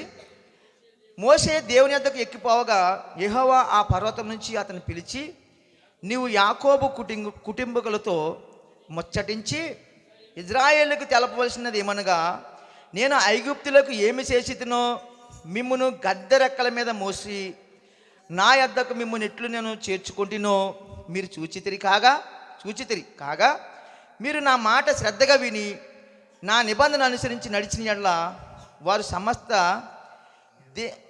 మీరు సమస్త దేశ జనులలో నాకు స్వకీయ సాంపాద్యమగుదురు. సమస్త భూమియు నాదే కదా. హల్లెలూయా. ఏంటంటే సమస్త భూమి నాదే కదా. మీరు నాకు యాజక రూపమైన రాజ్యముగాను పరిశుద్ధమైన జనముగాను ఉందిరని చెప్పుము. హల్లెలూయా. నీవు ఇజ్రాయేలుతో పలకవలసిన మాటలు ఇవే అని చెప్పగా మోసే వచ్చి ప్రజలు పెద్దలు పిలిపించి యెహోవా తనకు ఆజ్ఞాపించిన మాటలన్నీ వారి ఎదుట తెలియపరిచెను. ఏమైంది? వాళ్ళొక 3వ రోజు ప్రయాణంలో వాళ్ళు అప్పటికి ఎర్ర సముద్రము దాటొచ్చారు. ఇప్పుడు సీనాయి పర్వతం మీద దిగి ఆ యొక్క ముందు వాళ్ళు నివాసం చేస్తున్నారు. అక్కడ ఆయన ఒక వాగ్దానం చేశాడు, మిమ్మల్ని గద్దె రెక్కల మీద నేను మిమ్మల్ని తీసుకొచ్చాను కదా, మీకు నా స్వాస్థ్యం ఏదో మీకు తెలియజేశాను కదా. ఇంకా మీరు చెప్పవలసింది ఏమనంటే, సమస్త భూమి నాదే కదా, మీరెందుకు ఇంకా దీన్ని మీరు ఏదో పోగొట్టుకున్న వాళ్ళగా, నిరీక్షణ లేని వాళ్ళగా, మీరు వెనక్కి తిరిగి చూసే విధంగా మీరు ఉండొద్దని చెప్పి ధైర్యంగా ఉండడానికి వాళ్ళకి మోసేని పిలిచి వాళ్ళకి ఒక ఆజ్ఞలు కూడా ఇచ్చాడు వాళ్ళకి. హల్లెలూయా. అయితే అది కలిగి వాళ్ళ ప్రయాణం చేస్తా ఆ యొక్క ప్రయాణంలో మోసేతో సనుగుతున్నారు కదా, చూశారు కదా. అప్పటికే దేవుని అద్భుతాలు చూశారు, ఆశ్చర్యకార్యాలు చూశారు. ఆ ప్రయాణంలో వాళ్ళకు వాగ్దానం ఉంది. హల్లెలూయా. వాగ్దానాన్ని బట్టి వాళ్ళు సముద్రంలో మోసేని బట్టి 2 పాయలు చేయబడినప్పుడు అందులో దిగారు వాళ్ళు. హల్లెలూయా. చూడండి, అందులో దిగిన వాళ్ళు ఆవలకు చేరిపోయారు. వాగ్దానం లేని ప్రజలు అందులో దిగి మునిగిపోయారు. అనుకరణ చేద్దారని చూశారు వాళ్ళు ఇజ్రాయేల్ని అనుకరణ చేద్దారని చూశారు. అయితే ఏమి లేదు వాళ్ళకి, వాగ్దానం లేదు వాళ్ళకి. అది వాగ్దానం చేయబడిన ప్రజలకు మాత్రమే. ఈరోజు ప్రజలు చాలామంది ఉన్నారు. మనకు అన్యుల గురించి మాట్లాడుకోవట్లేదు, మనం క్రైస్తవులని చెప్పుకుంటూ వర్తమానం అని చెప్పుకుంటూ వర్తమానంలోనే అనుకరణ. ఆ గ్రూప్ కూడా బయలుదేరుతుంది. అబ్రహాముతో లోతు ఉన్నాడు. లోతుకి ప్రత్యక్షత లేదు కాబట్టి అతను లోకాన్ని ఆశించాడు, లోకాన్ని ప్రేమించాడు. ఏం జరిగింది?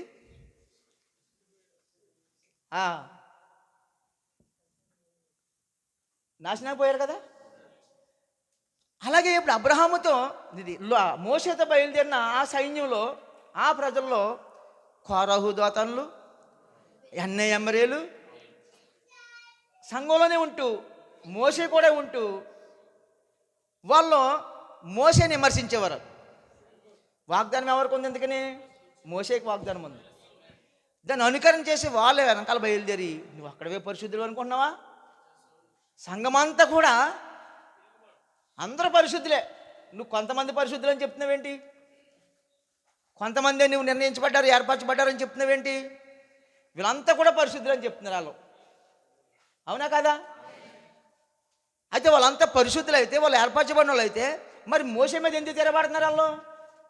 శ్రమ వచ్చినప్పుడు, కష్టం వచ్చినప్పుడు, నీళ్ళు లేనప్పుడు, ఆహారం లేనప్పుడు, మోసే మమ్మల్ని ఎందుకు తీసుకొచ్చావు, వర్తమానం అన్నా కదా, తిరగబడుతున్నారు. అది మనము ఏ వరుసలో ఉన్నామో చూసుకోవాలి. ముందు మన వరుస ఏంటి? అబ్రహాం రాజు సంతానం అని చాలా ఈజీగా చెప్తాము కదా. ఇప్పుడున్న నీ ఇల్లు విడిచిపెట్టేసి ఒక లంకలోకి వెళ్ళా, పాకలో ఉండమ్మా, నువ్వు నివాసం చేయమ్మా, అక్కడ కాపురం చేయమ్మంటే ఏం చేస్తాము? నిన్ను విడిచిపెట్టేస్తాను తప్ప నీతో ఎట్టి పరిస్థితుల్లో నువ్వు అలాంటి విశ్వాసం గురించి నాకు చెప్తే నేను రాను. ఎవరన్నా ఉన్నారమ్మని అలా నా భర్త చెప్తే నేను వెళ్ళిపోతానని చెప్పిన వాళ్ళు చెయ్యొద్దండి. మీరు ఎవరన్నా ఉంటే మిమ్మల్ని ఎవరు చూసి ఎవరు ఏమంటారు అంటే, ఆ కష్టంలో కూడా నువ్వు నిలబడగలిగితే, చివరికి మనకి ఎన్ని ఆస్తులున్నా, ఎన్ని మనకి బంగ్లాలు ఉన్నా, మనం 3వ ఈడుపుకి వెళ్ళేటప్పటికి ఇవేమి మన దగ్గర పని చేయవు. పని చేయని దానికి చర్చి మానేసేసి కదండి, ఆదివారం 2000 వస్తుందని అంటే కదా, పాస్టర్ గారికి ఒంట్లో బాగాలేదు, నీరసం వచ్చిందండి, జ్వరం వచ్చి ఇంటికాడే ఉన్నానని చెప్పేసి ఆ పనికి చెక్కేసి ఆ డబ్బులు దేనికోసం సంపాదించామది? 3వ ఈడుపు పనిచేద్ది. పనిచేద్దండి. 3వ ఈడుపు పనిచేసేది ఏంటి? కృపలో కరుణా సంపన్నులకు దేవుడు మనకు కావాలి. ఆయన దొరికే సమయంలోనే ఆయన ఏం చేయాలి? మనం సంపాదించుకోవాలి. కృపలో ఐశ్వర్యం కావాలి తప్ప మనకి లోకంలో అది ప్రేమించి, అది ఆశించి ఆ ప్రజలు మోసే మీద తిరగబడుతున్నారు కదండి. వాళ్ళు ఏం చేశారు? ఒక సమయం వచ్చింది, ఇంకా మోసే వాళ్ళు భరించాడు. ఇక తన సేవకుడు అలిసిపోతున్నాడని చెప్పి, తట్టుకోలేకపోతున్నాడని చెప్పి ఆయనే దిగొచ్చేసి, మోసే వీళ్ళు ఈ విధంగానే చెప్తారు, కానీ నువ్వు ఒకసారి నీ పక్షాన ఉన్న వాళ్ళు ఎవరో, అటు పక్షాన ఉన్న వాళ్ళు ఎవరో ఒకసారి వీళ్ళకొక హెచ్చరిక చేసి అని చెప్పాడు. చేశాడా? చేస్తే ఏమయ్యారు?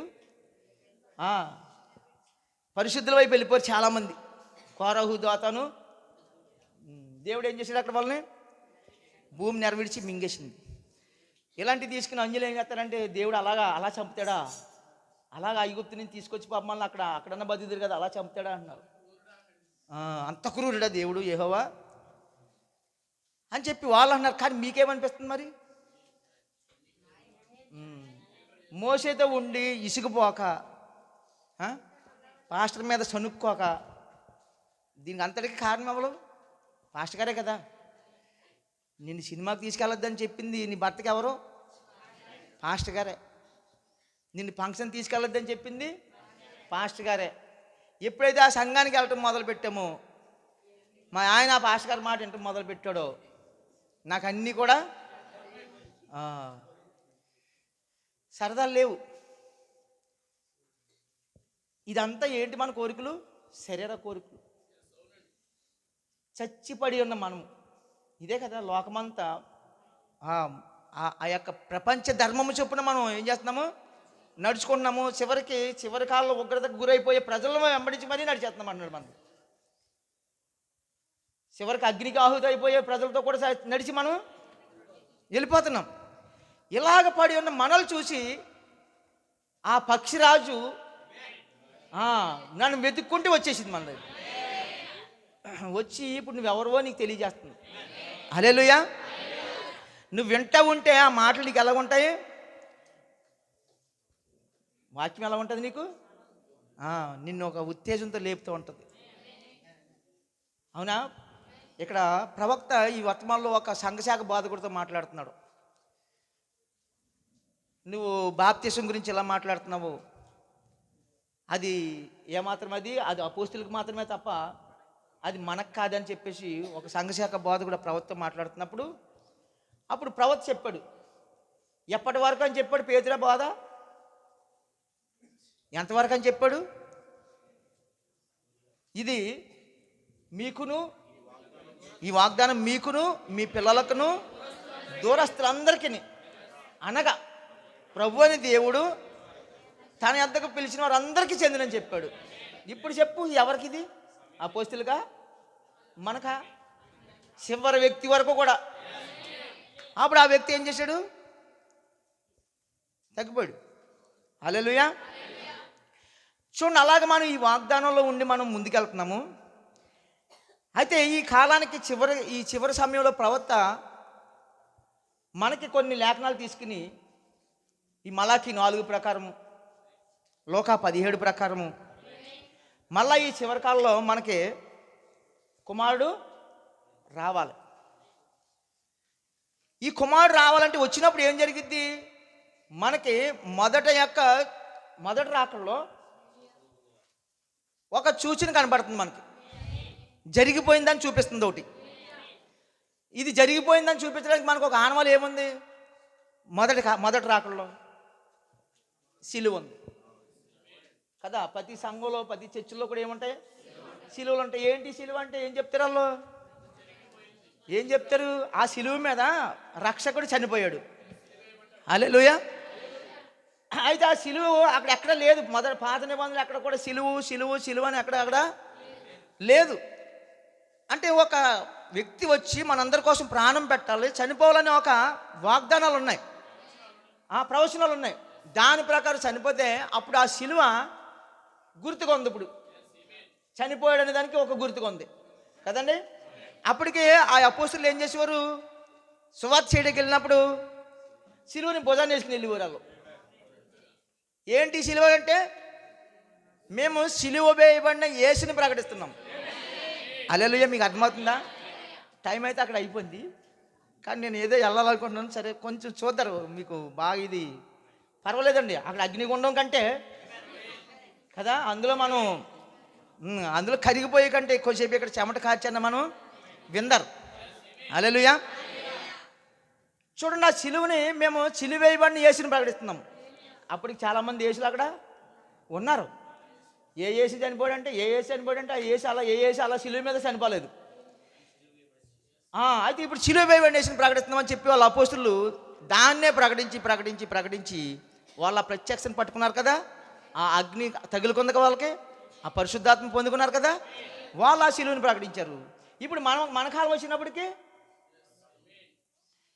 ఇంకొక మళ్ళీ మనిషి కుమారుని పరిచర్య జరగాలి కాబట్టి అక్కడ యేసు ప్రభు చెప్పాడు, మళ్ళీ లోతు దినాలు, నోవాహు దినాలు, సొదొమ గొమొర్రా ఎలాగుందో అలాగ జరిగే ఒక సమయము రాబోతుంది.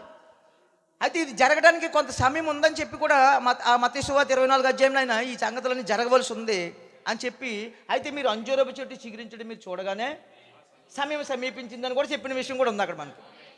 అయితే ఇది చెప్పిన తర్వాత మరి లోకా సువార్త 17 అధ్యాయం 26వ వచనం నుంచి జరిగేది మరి ఇప్పుడు అది లోకానికి తెలియదు. అయితే ఇప్పుడు ఆ యొక్క మళ్ళీ అల్లాడించబడే పని ఉంది అంటున్నాడు మళ్ళీ ప్రవక్త. అది సూర్యోదయం అనే వర్తమానంలో మళ్ళీ కుమారుడు, మళ్ళీ మనకి ఆ కుమారుడు మళ్ళీ ఆ పని అల్లాడించబడతాక మళ్ళీ వస్తుంది అన్నాడు. మరి అది జరగాలి కదా. అది జరగాలంటే ఆ అల్లాడించబడే పని రావాలంటే ఆయన ఎందుకు రావాలి? ఎందుకని అసలు ఆయన వచ్చింది చేయవలసిన పని ఏంటి? యేసుక్రీస్తు రావాలి రావాలి రావాలి రావాలని చెప్పాము. వచ్చిన తర్వాత ఆయన చేయవలసిన పని ఏంటి? కల్వరిలో రక్తము కాచడం మొదటి రాకడ. రెండవ రాకడలో ఆయన పని ఏంటి? ఎందుకు వస్తున్నాడు ఆయన?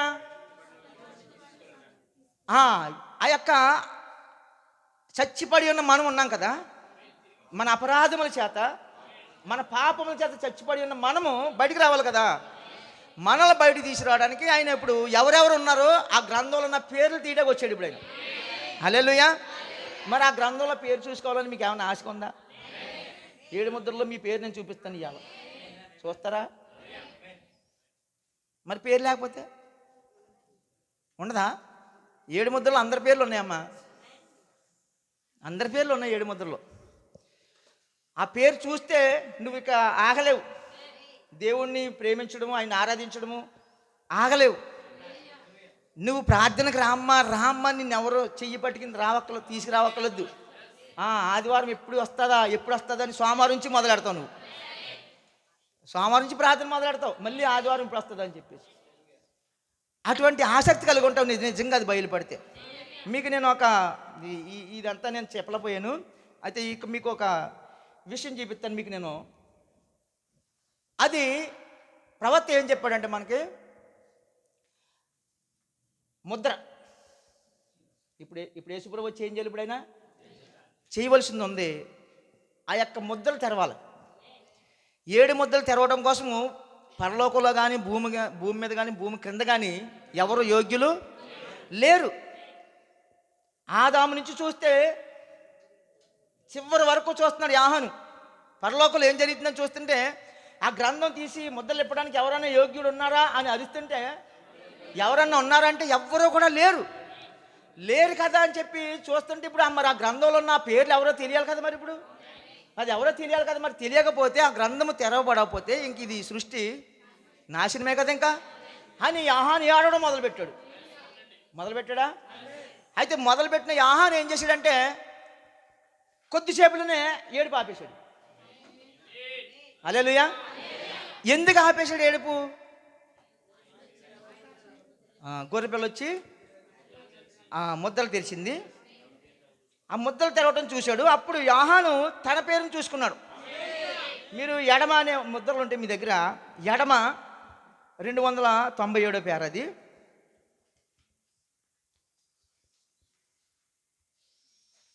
యోహాను ఏ వయసులో ఉన్నాడు? ఆ ముద్రలు తెరిచేటప్పటికి వృద్ధుడు కదండి. యోహాను వృద్ధ యోహానే కదా అక్కడ.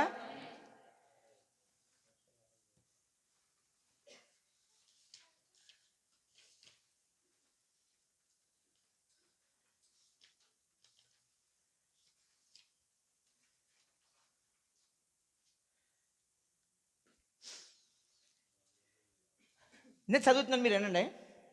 297 పేరు. పరలోకంలో ఎటువంటి ఉత్సవ సమయం అది? ఆ గొర్రెపిల్ల ముందడుగు వేయగా మధ్యవర్తిత్వ స్థలంను వదిలి ఆయన తన వారిని పొందుకుంటకు హక్కును గైకొనిచుండగా ఎటువంటి సమయం అది? తన వారిని. అర్థమవుతుంది. ఇప్పుడు పరలోకంలో జరుగుతుంది. ఆ సమయం ఎటువంటి సమయం అది అంటున్నాడు మన ప్రవక్త.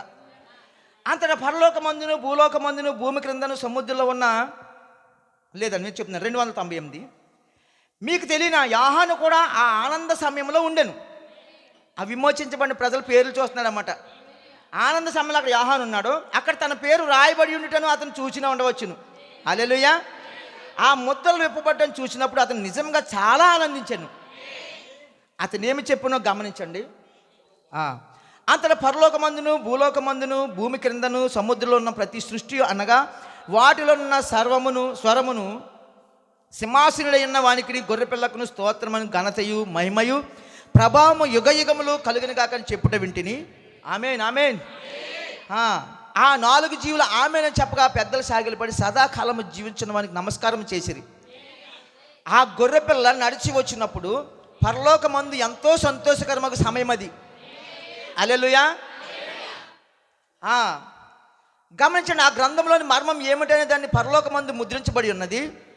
చెప్పవచ్చును, అక్కడ నా పేరు ఉన్నదా? నాకు తెలియదు. అక్కడ ఉన్నదని నేను నమ్ముచున్నాను. అయితే అది అక్కడున్న ఎడల జగత్తుకు పునాది వేయబడక మునిపే అది ఆ గ్రంథంలో రాయబడింది. 301వ పేరాలు ఉన్నప్పుడు. అయితే మొదటి విషయము, జగత్తుకు పునాది వేయబడక మునిపే వధించబడిన గొర్రెపిల్ల అచ్చడికి వచ్చాను. ఆ విమోచనకు అది సాదృశ్యం. మరి ఆయన గ్రంథము తీసుకొని మహిమ ఆ గ్రంథము తెరిచి ముద్రలను విప్పి దాని భూమి క్రింద ఉన్న 7వ దూతకి ఇచ్చి తన జనులకు వాటిని బయలుపరచమని ఆయన చెప్పాను. గ్రంథము తెరిచి ఎవరికి ఇచ్చాడు? 7వ దూతకి ఇచ్చాడు. అక్కడ మోషేకి ఎలాగైతే చెప్పాడు కదా, గద్ద రెక్కల మీద, పక్షిరాజు రెక్కల మీద. ఇది కూడా పక్షిరాజు కాలమే ఉంది. అక్కడ మోషేని వివరించి చెప్పాలకి వాళ్ళు పొందుకునే ఆశీర్వాదం ఏంటో. ఇప్పుడు మన కాలపు మోషే, హల్లెలూయా, మనకొక ఉన్నదని ఆయన చెప్తున్నాడు. ఇప్పుడు సంఘము అమితముగా సంతోషించున్నది. ఆమేన్. అక్కడ మీరున్నారు. ఓ మై, ఏమి సంభవించున్నది? మిక్కిలి సంతోషము, ఘోష, అక్కడ ఆనంద కేకలు వినబడుతున్నాయి అన్నమాట. హల్లెలూయా హల్లెలూయా అనే కరధ్వనులు, అభిషేకము, శక్తి, సమస్త మహిమ నీకు మాత్రమే అంటూ శబ్దము ఉద్భవించినది. సంఘము ఇంకా ఆనందంతో పొంది పొరులుతుంది. హల్లెలూయా. మీరు కూడా అది మనం సంతోషించే సమయం అది. ఆ ముద్రలు తెరవబడకపోతే ఏ వ్యక్తి విమోచించబడడు. ఆయన రక్తము కాచిన దానికి ఇక్కడ విలువ లేదు. తెలుసు కదా, మనం ఎక్కువ మనం మార్గాలు చెప్తారు, మీ భాష గారు చెప్పే ఉంటారు. ఆ 7 పండుగల్లో కూడా పస్కా పండుగ, ఈ పండుగలు ఉన్నాయి కదా. అయితే మనం ఉన్న పండుగ ప్రాయశ్చిత్త పండుగ. ఇది ప్రాయశ్చిత్త పండుగ. అంటే ప్రధాన యాజకుడు రక్తం తీసుకుని లోపలికి వెళ్తాడు. అవును కదండి. ఆ పస్కా యొక్క బలిపశు రక్తం తీసుకుని అతి పరిశుద్ధ స్థలంలోకి వెళ్ళిన వ్యక్తి తిరిగి రావాలి కదా. ఆయన 2000 సంవత్సరాల క్రితం వెళ్ళాడు. ఆయన తిరిగి వచ్చాడా? ఎప్పుడు వచ్చాడు ఆయన? అది అంటే ఆ విషయం అందరికీ తెలిసిందే. అయితే ఆ యొక్క చిందించబడిన రక్తము ప్రధాన యాజకుడు లోపల తీసుకెళ్ళిన తర్వాత అది అంగీకరించబడింది అనడానికి ప్రధాన యాజకుడు తిరిగి వస్తాడు. ఆ ప్రధాన యాజకుడు తిరిగి వచ్చే వరకు ఆ యొక్క ఆవరణలో ఎంతమంది ప్రజలైతే ఎదురు చూస్తున్నారో వాళ్ళ మీద ఆ రక్తము ప్రోక్షించబడుతుంది. హల్లెలూయా. ఆ ప్రోక్షించబడిన ప్రజలంతా కూడా విమోచించబడిన ప్రజలే. వాళ్ళ పాపాలు విమోచించబడ్డాయి, ప్రాయశ్చిత్తం జరిగింది వాళ్ళకి. అలాగా ఇప్పుడు ఈ చివరి కాలంలో ప్రాయశ్చిత్తం కోసం ఎదురు చూస్తుంది. ఇప్పుడు ప్రధాన యాజకుడు తిరిగి వచ్చే సమయం ఇది. హల్లెలూయా. 2000 సంవత్సరాల క్రితము వధించబడిన గొర్రెపిల్ల రక్తంతో వెళ్ళింది. ఇప్పుడు ఆ రక్తం తీసుకుని తిరిగి రావడమే మనం విమోచించబడే ప్రజలమని ఆ గ్రంథంలో ఉన్న పేర్లు ఎవరో తెలియటం కోసము ఇప్పుడు ఆయన వస్తున్నాడు. హల్లెలూయా. ఆ రావటము మరి మీకు ఆనందం లేదా? ప్రధాన యాజకుడు చనిపోయాడంటే తోడు పట్టుకుని బయటకు లాగుతారు. అంటే వాళ్ళ పాపాలు అక్కడ ఇక వాళ్ళు నిరాశతో తిరిగి వెళ్తారు. కానీ ప్రధాన యాజకుడు బ్రతుకున్నాడు. ఆయన యొక్క శబ్దం, గంటల శబ్దం వినబడుతుంది. అంటే మీకు అంటే మన యొక్క యాజకుడు తిరిగి వస్తున్నాడని సంతోషం వాళ్ళకు ఉంది కదా. ఇప్పుడు మరి మనం విమోచించబడిన ప్రజలమని, మనం ముద్రించబడిన ప్రజలమని మనకు తెలుస్తున్నప్పుడు మనకి ఎంత సంతోషం ఉండాలి. హల్లెలూయా. అయితే ఇది అందరికీ కాదు. అక్కడ 120 మందికి ఎలాగుందో ఈ కాలంలో ఎన్నిక చేయబడిన ప్రజలకు మాత్రమే ఇది. హల్లెలూయా. అయితే చూడండి, సంఘం ఇంకా ఆనందంతో పొంగి పొర్లుచున్నది. 302 ఇప్పుడు. మరియు మన సహోదరుడు మనం ఎరిగిన వృద్ధ యోహాను అక్కడ నిలబడుకొని కేకలేచున్నాడు. ఎందులకు అతను చెప్పాను, పరలోకంలో ఉన్న సమస్తమును, భూమిపైన సమస్తమును, సముద్రంలో ఉన్న సమస్తమును నేను రోధించుట వినను. ఆమేన్, ఆమేన్. సదాకాలము జీవించడానికి దీవెనలు, ఘనతయు, శక్తి చెల్లునుగాక.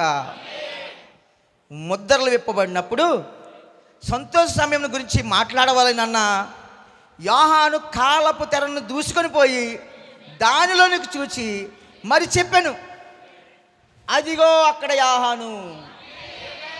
హల్లెలూయా. ఇక్కడ ఒక యోహాను ఉన్నాడు. ఈ యోహాను అక్కడ ఒక యోహాను చూశాడు. ఎవరా యోహాను? యవ్వనంలో ఉన్న యోహాను, 20 సంవత్సరాలు 22 సంవత్సరాల వయసులో ఉన్న యోహాను చూశాడు. నా పేరు అక్కడ ఉంది. హల్లెలూయా. ఇప్పుడు నీవు కూడా నీవు ఆశ కలిగి ఉంటే, నువ్వు తెరను దాటి లోపలికి వెళ్తే నువ్వు దీన్ని చూడగలవు. నువ్వు దీన్ని చూడగలిగినప్పుడు ఈ ముద్రలు నా కొరకే వచ్చినాయి. ఇది విమోచించబడిన రక్తం. ఇది అంటే ఇప్పుడు దీన్ని ఎవరైతే అంగీకరిస్తారో, హల్లెలూయా, ఎవరైతే దీన్ని స్వీకరిస్తారో వాళ్ళు ముద్రించబడిన ప్రజలు. ఆమేన్. నువ్వు ముద్రించబడేవనే దానికి రుజువు ఏంటంటే, ఇప్పుడు ప్రవక్త ఇదే ముద్రలో మళ్ళీ ఒక విషయం చెప్తాడు. తిని బండారాలు ప్యాక్ చేసి ఆ యొక్క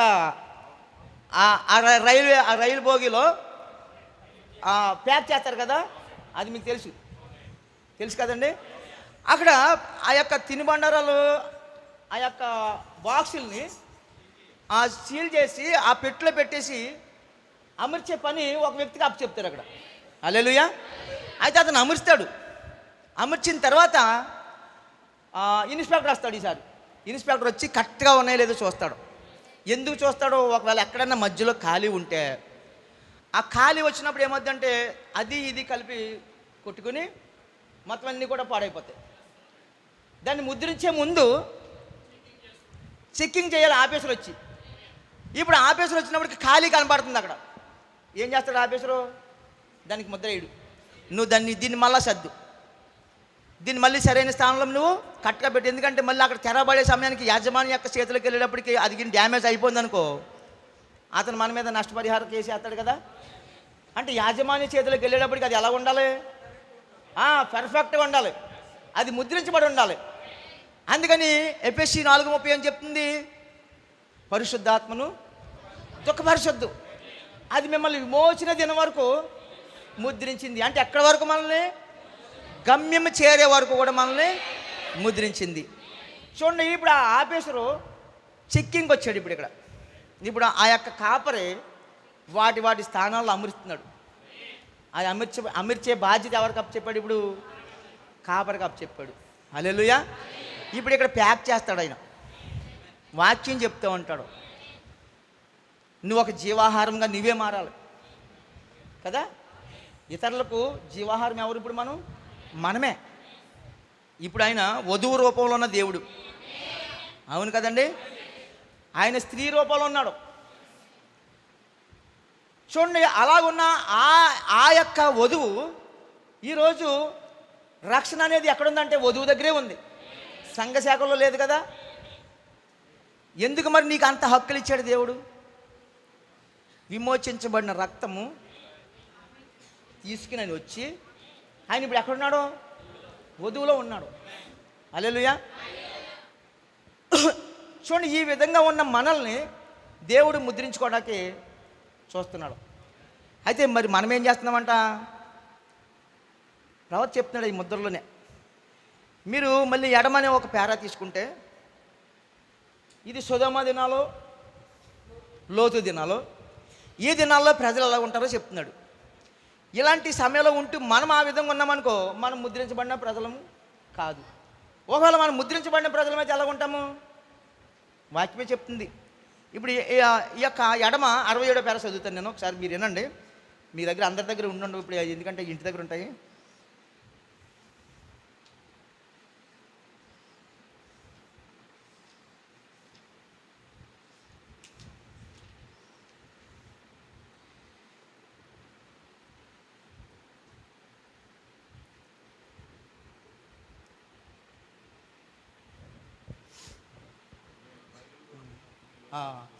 నేను రైలు రోడ్డు కంపెనీలో పనిచేస్తున్నప్పుడు తినుబండారాలను భద్రపడి డబ్బాలను తయారు చేయి కర్మాగారం నుంచి వచ్చి డబ్బాలను మేము లారీలు ఎక్కించుటకు మాకు వాడుక. అయినప్పటికీ మరి ఆ రవాణా వాహనము ముద్రించబడ్డకు మునుపు అవన్నీ సరిగ్గా అమర్చబడినవా లేవా అని ఒక ఇన్స్పెక్టర్ వచ్చి వాటిని తనిఖీ చేయను. అట్లు కాని ఏళ్ల సహోదరుడు బ్రహ్మం తన చేతులతో ఒకసారి చప్పట్లో కొడుతున్నారు. అవి ఒకదానిపై ఒకటి తగులుకొని పగిలిపోయి ఆ డబ్బాలో ఉన్న పదార్థములన్నీ చెదిరిపోవును. మరి ఆ రైలు రోడ్డు కంపెనీ దానికి బాధ్యత వహించవలేను. మరి ఆ ఇన్స్పెక్టర్ అవన్నీ సరిగా వాటి స్థానంలో ఉన్నవో లేవని పరీక్షించును. అట్లు లేని వాళ్ళు అతను వాహనం నిలిపివేయను. ఆ ఇన్స్పెక్టర్ తృప్తి చెందే వరకు మరలా మేము వాటన్నిటిని సరైన స్థానంలో ఉంచవలేను. నీ మీద కూడా అంతే. ఆయన తృప్తి చెందే వరకు పరిశుద్ధాత్మ దుఃఖపరిచే విధంగా మన జీవితము ఉండకూడదు. నిన్ను చూసి ఆయన ఆత్మ ఇప్పుడు కూడా సంతోషించే విధంగా ఉండాలి. పరిశుద్ధాత్మ పావురం ఎవరి మీద వాళ్తుంది? గొర్రె పిల్ల మీద. ఆ తోడేల మీద అది వాళ్ళదు. ఒకవేళ నీ స్వభావం తోడేలుగా మారిపోయిందనుకో, ఆ ఆత్మ ఎగిరిపోద్ది. పరిశుద్ధాత్మ ఎగిరిపోయి ప్రవక్త చెప్తాడు కొంతకాలము ఎదురు చూస్తుందంట. నువ్వేమన్నా మళ్ళా మారుతావా, మార్పు చెందుతావా అని ఎదురు చూస్తుందంట. కొంత సమయం ఇస్తాడు నీకైనా.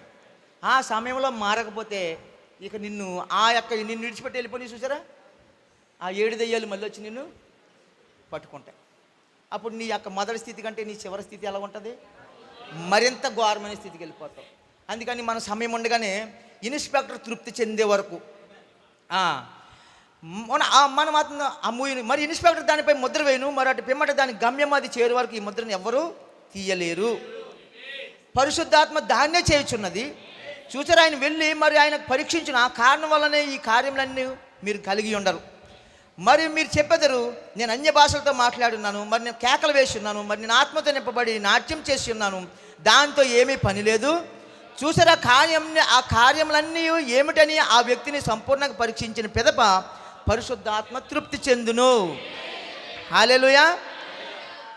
పరిశుద్ధాత్మ తృప్తి చెందాలంటే మనం ప్రతి వాక్యాన్ని మనం నమ్మాలి, జీవించాలి. నమ్మడం ఒక వంతు, జీవించడం ఒక వంతు. అయితే ఇప్పుడు అటు పిమ్మట వారు నిత్య గమ్యము చేరు వరకు ముద్రించబడతారు. ఆ ముద్రని ఏది విరగొట్టలేదు, విప్పలేదు.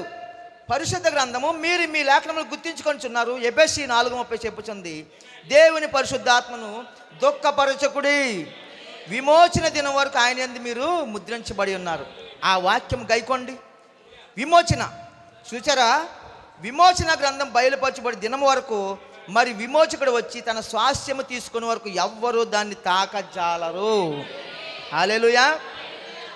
చూచారా, దాన్ని దుఃఖపరచవద్దు, నిలిచియుండుడి. దేవునికి ఇష్టమైన కార్యములను చేయుడి. దేవునికి ఇష్టమైన కార్యములను చేయుడి. అది మాత్రం మనం చేయట్లేదు. వర్తమానం చదవడం, బైబిల్ చదవడం, ప్రార్థన చేయటం, సువార్త చేయటము. ఇందులో ఎంతమంది పాలుభాగస్తులు ఉన్నారంటే నేను ఎవరికి మీకు పరీక్షలు పెట్టను, అది మీకే కదండి. ఆ పరిచయలో మీరు పాలుభాగస్తులు ఎంతమంది ఉన్నారు? అబ్రహాము చేసిన పని, విడిచి వెళ్ళిపోయిన సహోదరుడితో సహా తన ఆస్తిని మంచిగా ఉన్నదాన్ని అంత పట్టుకెళ్ళిపోయిన సహోదరుడితో సహా కూడా ప్రేమ చూపించగలిగిన అబ్రహాము లాగా ఎంతమంది అది కలిగి ఉన్నారు? ఆయన జన్మదినం ఈరోజు కదండి. ఆయన కృతజ్ఞత కలిగి మనకి వాక్యం వినిపించాలని, దేవుడికి కృతజ్ఞత చెల్లించాలని కూటమి ఏర్పాటు చేశాడు. ఆయన పని ఆయన జరిగిస్తున్నాడు. మన వంతులో మనం అది చేయాలి.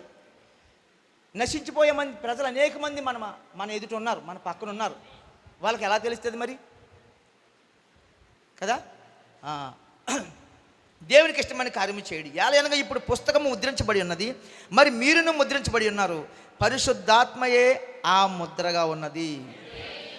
ముద్ర దేన్ని సూచించినది అనగా, ఇప్పుడు నేను నిఘంటువుల నుంచి ఈ మాటలను తీసుకొని ఉన్నాను. ఒక పూర్తి చేయబడిన పనిని ముద్ర సూచించును. మరి 7వ ముద్ర ఇప్పబడినప్పుడు ఈ ముద్రలో ముద్రించబడి ఉన్న దేవుని మర్మం సమాప్తి మగును. ఆ ముద్ర ఇప్పబడి దినము వరకు విప్పబడినప్పుడు ఆ లోపల ఉన్నది బయలుపడును. ఆమేన్. హల్లెలూయా.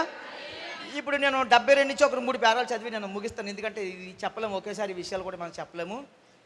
అంటే ఆల్రెడీ ముద్రలు తెరవబడ్డాయి మనకు. ఆయన వచ్చాడు, తెలుసు కదా. ఇప్పుడు ఆయన వచ్చినప్పుడు అక్కడ యేసు ప్రభువు పుట్టినప్పుడు ఒక సూచన కనబడ్డది. ఏంటంటే ఆ సూచన?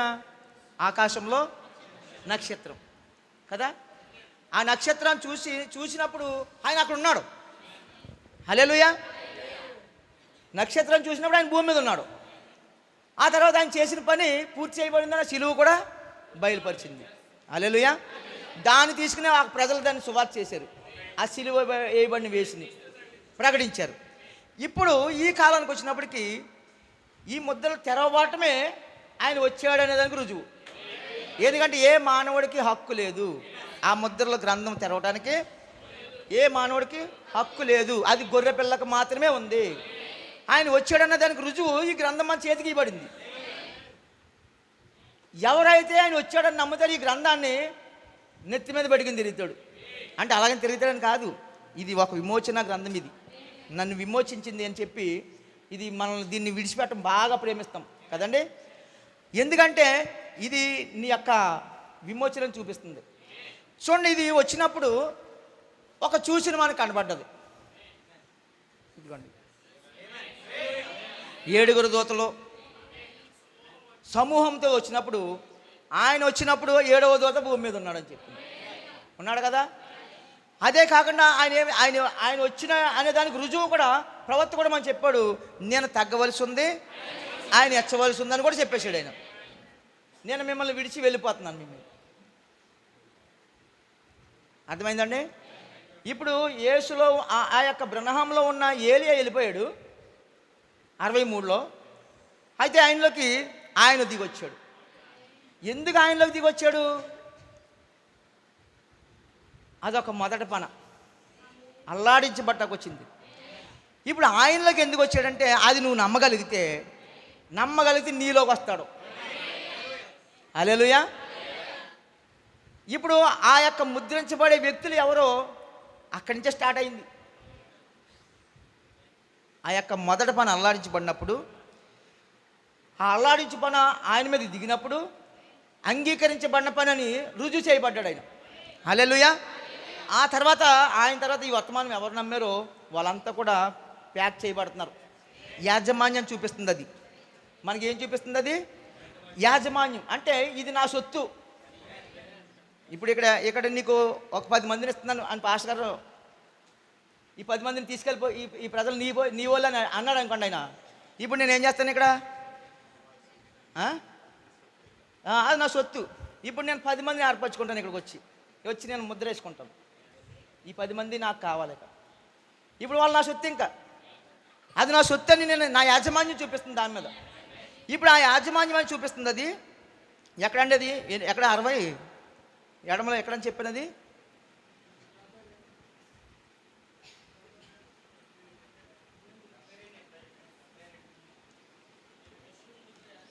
ఆ, 72. మరి యొక్క విషయము ముద్ర యాజమాన్యం సూచించును. చూసారు, ముద్ర పైన ఒక గుర్తు ఉండును, అది యాజమాన్యం చూపించున్నది. మీరు యేసుక్రీస్తు రక్తం వల్ల కొనబడి పరిశుద్ధాత్మ ద్వారా ముద్రించబడి ఉన్న మీరు లోకమునకు చెందిన వారు కారు. మన అపరాధముల చేత మన యొక్క పాపముల చేత చచ్చిపడి ఉన్న వాళ్ళు మనం ఈ లోకానికి సంబంధించిన వాళ్ళు ఇంకా మనం కాదు. మనం విమోచించబడిన తర్వాత మనము ఈ లోకానికి సంబంధించిన ప్రజలు మనం కాదు. ఏ కార్యమునకు మీరు సంబంధించిన వారు కారు, మీరు దేవుని సొత్తు. మనకు మనం రక్షించబడలేదు కానీ ఇది దేవుని వరమే. హల్లెలూయా. మరొక విషయం ఏమనగా ముద్ర అనగా ఒక భద్రత అని అర్థం ఇచ్చుచున్నది. ముద్ర అనగా మీరు క్షేమముగా లేక భద్రముగా ఉన్నారని అర్థము. ఇప్పుడు మీలో నిత్య భద్రత నమ్మిన వారు ఉన్న ఎడల ఏ చోట ఉండవచ్చు నాకు తెలియదు. చూచారు. అయితే ఒక ముద్ర గమ్యస్థానము చేరు వరకు అది భద్రముగా ఉన్నదని సూచించున్నది. ఆ ముద్రను విరగొట్టుటకు ప్రయత్నించు వానికి అయ్యో శ్రమ. అది నమ్మకపోతే శ్రమే. ఇప్పుడు ఈ వర్తమానంలో ఉండి ఈ రెండవ రాకడ కోసం వ్యతిరేకంగా ఎవరు ఏ బ్యాచ్ అయితే తిరిగిందో ఆ యొక్క కోరాహు, దోతాను, ఎన్నే, ఎంబరే వరుసలో ఉన్నారు వాళ్ళు. ఇప్పుడు ఆయన ఆత్మని వెంబడించుకుంటూ వెళ్ళిపోతున్న మీరు మోసే యొక్క సైన్యమే కదా. చూడండి, చివరికి ఇంకా చెప్పాలంటే మోసేని వెంబడించుకుంటూ వెళ్ళిన వాళ్ళు కూడా చివరికి 3 వెళ్ళారు. ఎంతగా ఉంటుందో సార్ ఆలోచించండి. మరి ఇది మనం అనుకున్నంత ఈజీగా ఇది జరిగిపోయేది కాదు. అది ఎందుకంటే సేవకుడి ద్వారా ప్రతి వారము ప్రతి కూటంలో దేవుడు మనతో మాట్లాడుతూ ఉంటాడు. నిన్ను ఇప్పుడే ముద్రించుకుంటాడు. ఒక శరాబుడ్డి పట్టుకుని ఒక దూత తిరుగుతున్నాడు కదా. మీరు అందుకే ఇక్కడ సంఘంలో ఉన్నప్పుడు ఒకరితో ఒకరికి మాట్లాడుకోవడం కానీ, నిర్లక్ష్యంగా ఉండడం కానీ, మనం అక్కడ వింటాం అయిష్టంగా వింటాం కానీ మనం ఉన్నామనుకో, ఆ ముద్ర నీ పక్క వచ్చేటప్పటికి నిన్ను చూసి సంతోషించదు. హల్లెలూయా. నిన్ను ఆ దూత సంతోషపడేలాగా ఉండాలి. నువ్వు ప్రవక్తతో ఉన్న దూత మనతో కూడా ఉన్నాడు. హల్లెలూయా.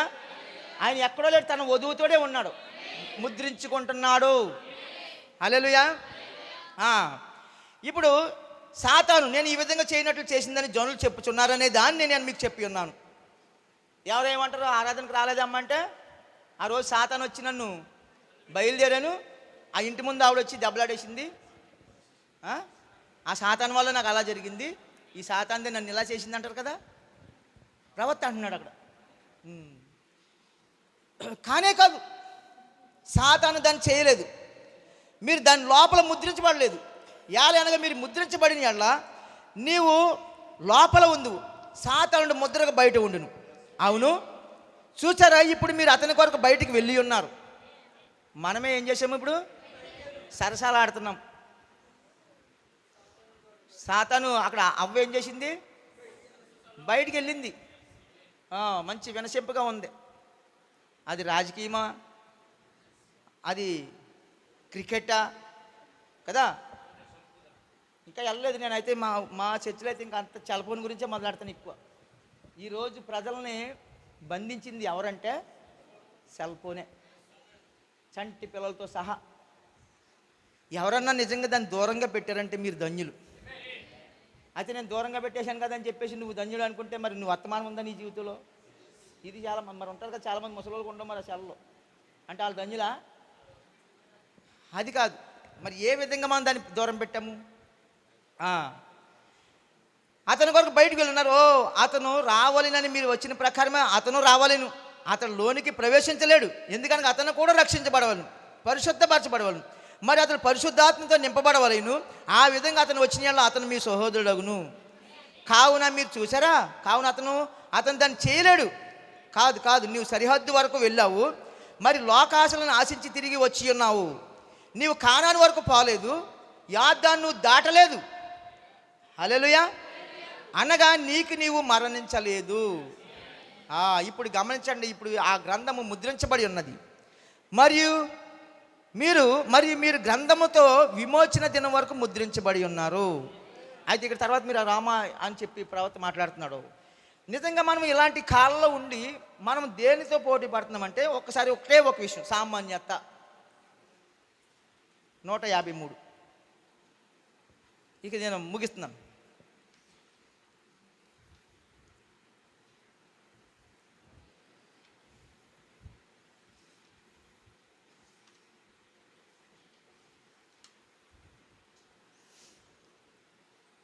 మనము మన సంఘములో చాలా తెలివి మరి వివేకము గలవారై ఉన్నాం. హల్లెలూయా. ప్రజలు తెలివైన ప్రజలు. ఈ వాక్యాన్ని ఎవరు పట్టుకుంటారంటే సామాన్యులు. పాస్టర్ గారి కంటే తెలివితేటలు ఎక్కువ ఉంటాయి. ఎవరికి? విశ్వాసులు కదా.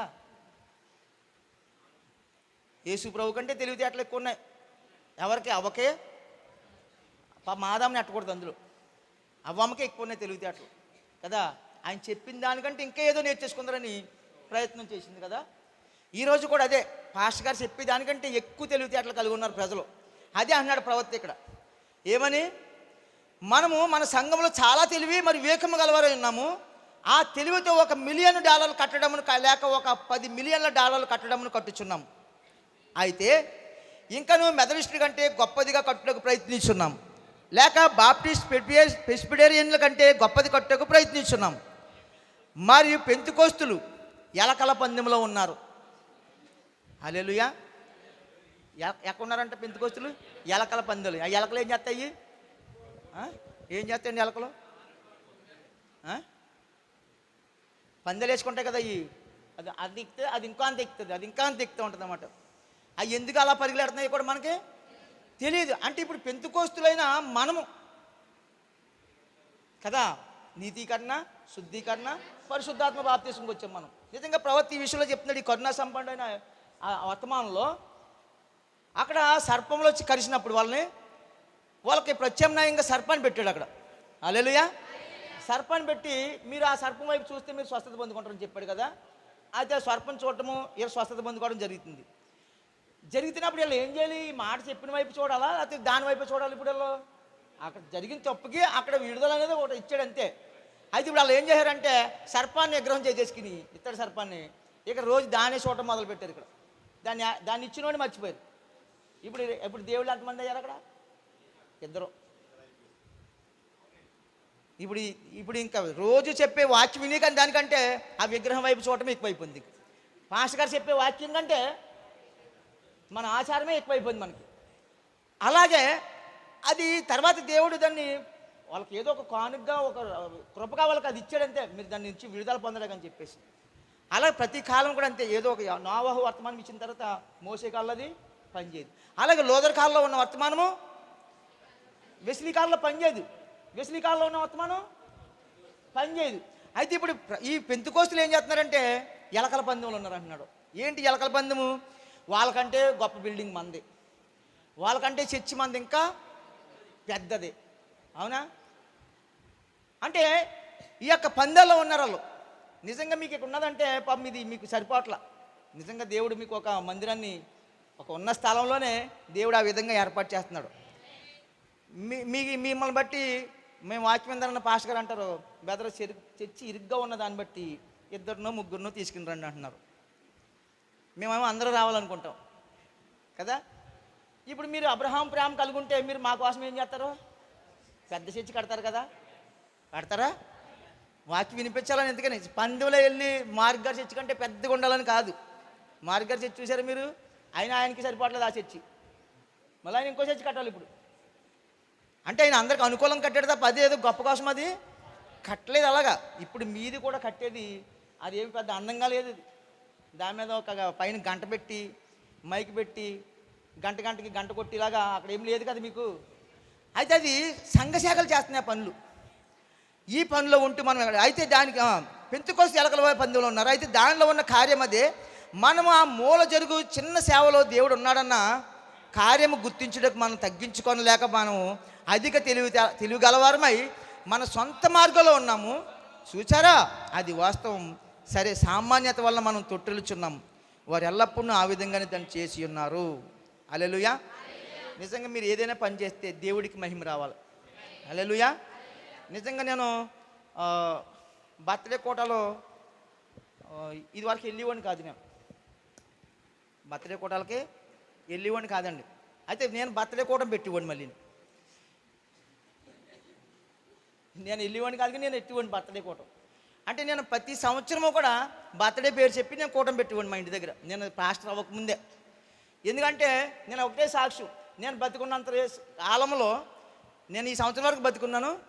ఇప్పటి వరకు జనానికి ఎంతమంది తెలియజేశాను అంతవరకు సువార్త తెలియజేయాలని నా పని అదే. మళ్ళీ సంవత్సరం బతికుంటే మళ్ళీ ఇంకోసారి సువార్త మళ్ళీ ప్రకటించాలి. అలా పెట్టి నేను సంవత్సరానికి ఒకసారి నాకున్న స్తోమతను బట్టి కూటం పెట్టివ్వండి అంతే అండి. అలా ప్రతి ఇంటి దగ్గర కూడా మనం సంవత్సరానికి కనీసం ఎన్ని కూటాలు పెట్టి ఒక కూటమన్నా పెట్టుకోవాలి. కృతజ్ఞత ఏదో వంక. నిజంగా డబ్బులు లేకపోతే ఈ మధ్య మార్గారు చెప్తున్నారు, నిన్ను ఎవడ పెట్టమన్నాడు తిండి టీయి లేదా ఆ కార అయ్యి అంటున్నాడు ఆయన. కారపోసను కదండి. ఆ కారాన్ని ఒక అది లేకపోతే నేను ఎవడు అడగడు కదా, తిండిపోతే నువ్వు అందుకెళ్తున్నావా అని ఆయన అలా మాట్లాడుతుంది. ఈ మాటలు ప్రజలకి మింగుడు పడతలేదు, కానీ దాని వెనక ఏదో ఉంది. హల్లెలూయా. చూడండి, ఇలా అయితే చాలామంది వాళ్ళ యొక్క స్టేజ్ని తెలియజేసుకోవడానికి బర్త్డే అంటే ఒక ఆర్భాటాలు చేస్తున్నారు. ఏదైనా చేసామంటే అది దేవునికి మహిమ రావాలి. హల్లెలూయా. చూడండి, భోజనాలు పెట్టడంలో తప్పులేదు. నువ్వు నీ స్తోమతను కలిగి నీ పెట్టగలిగినంత పెట్టు. అది వధువు శ్రేష్టమైన ఆహారం పెట్టడం మంచిదే. వేరే వేస్ట్ వాటికి డబ్బులు పెట్టుకోవడం ఎందుకు? అది నిజంగా డబ్బులు మళ్ళీ ఇంకో కూటమి పెట్టించి అవసరమైతే. అంటే నేను అనే అక్కడ జరగకూడదు. అది ఏదైనా వచ్చిందంటే దేవునికి మహిమ వెళ్ళాలి. నిజంగా సింపుల్గా ఈరోజు నాకు మధ్యాహ్నం తెలియదు. ఈరోజు నాకు మధ్యాహ్నం చెప్పారు. ఎందుకని మా చర్చిలో స్పెషల్ మీటింగ్ ఉంది బ్రదరు, 2 బ్రదర్ అని ముందు చెప్పారు. మేము రాత్రి మాది ఆల్ నైట్ ప్రేయర్. ప్రార్థనకి వెళ్ళి 6 గంటలకు వచ్చాము. మళ్ళీ పడుకుని 9:30 కల్లా లేచాను. నేను మళ్ళీ బయటికి వెళ్ళిపోయాను. మళ్ళీ వచ్చేసి నేను పడుకున్నాను అనమాట. నా సమయంలో ఫోన్ చేశారు పాస్టర్ గారు. సరే అని చెప్పేసి నేను పడుకుని మళ్ళీ సైలెంట్లో పెట్టేసి పడుకుంటుందా. ఆ తర్వాత మళ్ళీ 10 నిమిషాలు చేసినట్టున్నారు. అది సైలెంట్లో ఉండడం వల్ల నేను చూడలేదు. తర్వాత గంట తర్వాత 40 నిమిషాల తర్వాత చూశాను. మళ్ళీ అప్పుడు పాస్టర్ గారు ఏంటంటే అని ఫోన్ చేస్తే మీరు త్వరగా వచ్చేయండి మెదలో, మళ్ళీ సాయంత్రం మీరు వాకింగ్ చెప్పండి అన్నారు. నాకు ఎక్కడ ఇలాంటి సంఘాలకు వెళ్ళి వాకింగ్ చెప్పడం అలవాటు లేదండి నాకు. అయితే అలా కాదండి, నేను ప్రిపేర్ అవ్వాలి కదా, అది ఏం లేదు కదా. 10 నిమిషాలు చెప్తే అంటే బెదర్ మనకు 10 నిమిషాలు చెప్పి 2 ఇద్దరికేసి వాక్యాలు ఎవరు కదా మన చర్చిలోని, ఒకరికే ఉంటుంది అని అంటే ఏం చేస్తాం ఇంకా. సరే అండి పాస్టర్ గారు మరి చెప్తానండి అన్నాను. సరే దేవుడు మరి ఇంకా నన్ను ఎలా నడిపిస్తాడో నాకు, ఎందుకంటే ఈ బలిపీఠం అంతా నా చర్చిలో నేను నాకు తెలిసిన విధంలో నాకు ఇచ్చిన ఆ యొక్క ప్రజలకు దేవుడి విషయంలో నేను అదే చెప్తాను తప్ప, మరి నా అంత ట్రైనింగ్ అయ్యి నా యొక్క మరి విధానంలో నేను చెప్పాను తప్ప, ట్రైనింగ్ అయ్యి ఆ యొక్క సంఘశాఖల పాస్టర్లు చెప్పినట్టుగా మనం ఆ విధంగా మనం చెప్పలేము. ఎలా చెప్పాలి ప్రభువా, ఏం చేయాలి ప్రభువా, మరి పాస్టర్ గారు ఏమో నన్ను ఈ తక్కువ సమయంలో ఇరికించారు ప్రభు అని ఆ కొద్దిగానే చదువుకున్నాను, కొద్దిగానే ప్రిపేర్ అయ్యి నేను వచ్చి ఆ నాలో ఉన్న విషయాలే మీకు బయటపెట్టాను. దేవుడు ఈ కొద్ది మాటలు దీవించును గాక. హల్లెలూయా. కరుణా సంపన్నులకు దేవుడు మనతో ఉన్నాడు. నాకు అది లేదు ఇది లేదని మనం బాధపడే ఇది సమయం ఇది కాదు. నీకు ఎంత లేకపోతే దేవుడు అంత దగ్గరికి వస్తూ ఉంటాడు కదండి.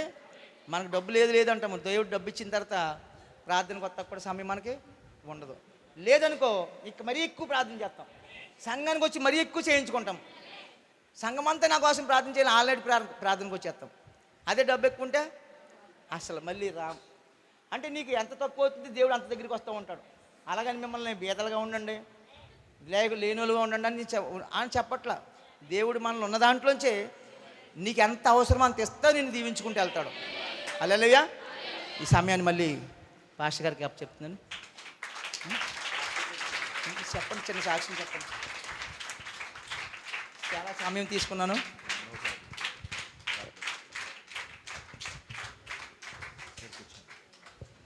చిన్న ప్రార్థన చేసుకుందాం వాక్యం కొరకు, తర్వాత సాక్ష్యం చెప్తాను. మీలో ఓపుకుంటే వినే ఓపిక, లేదంటే ముగించేస్తాను. ప్రార్థన చేసుకుందాం. ప్రభువా, నీ దాసులను నిలబెట్టుకుని మీరు ఇప్పటి వరకు మాట్లాడి ఉన్నారు. నీవు కృపలో ఐశ్వర్యవంతుడవు. అయితే నిన్ను మేము కలిగి ఉన్నాం.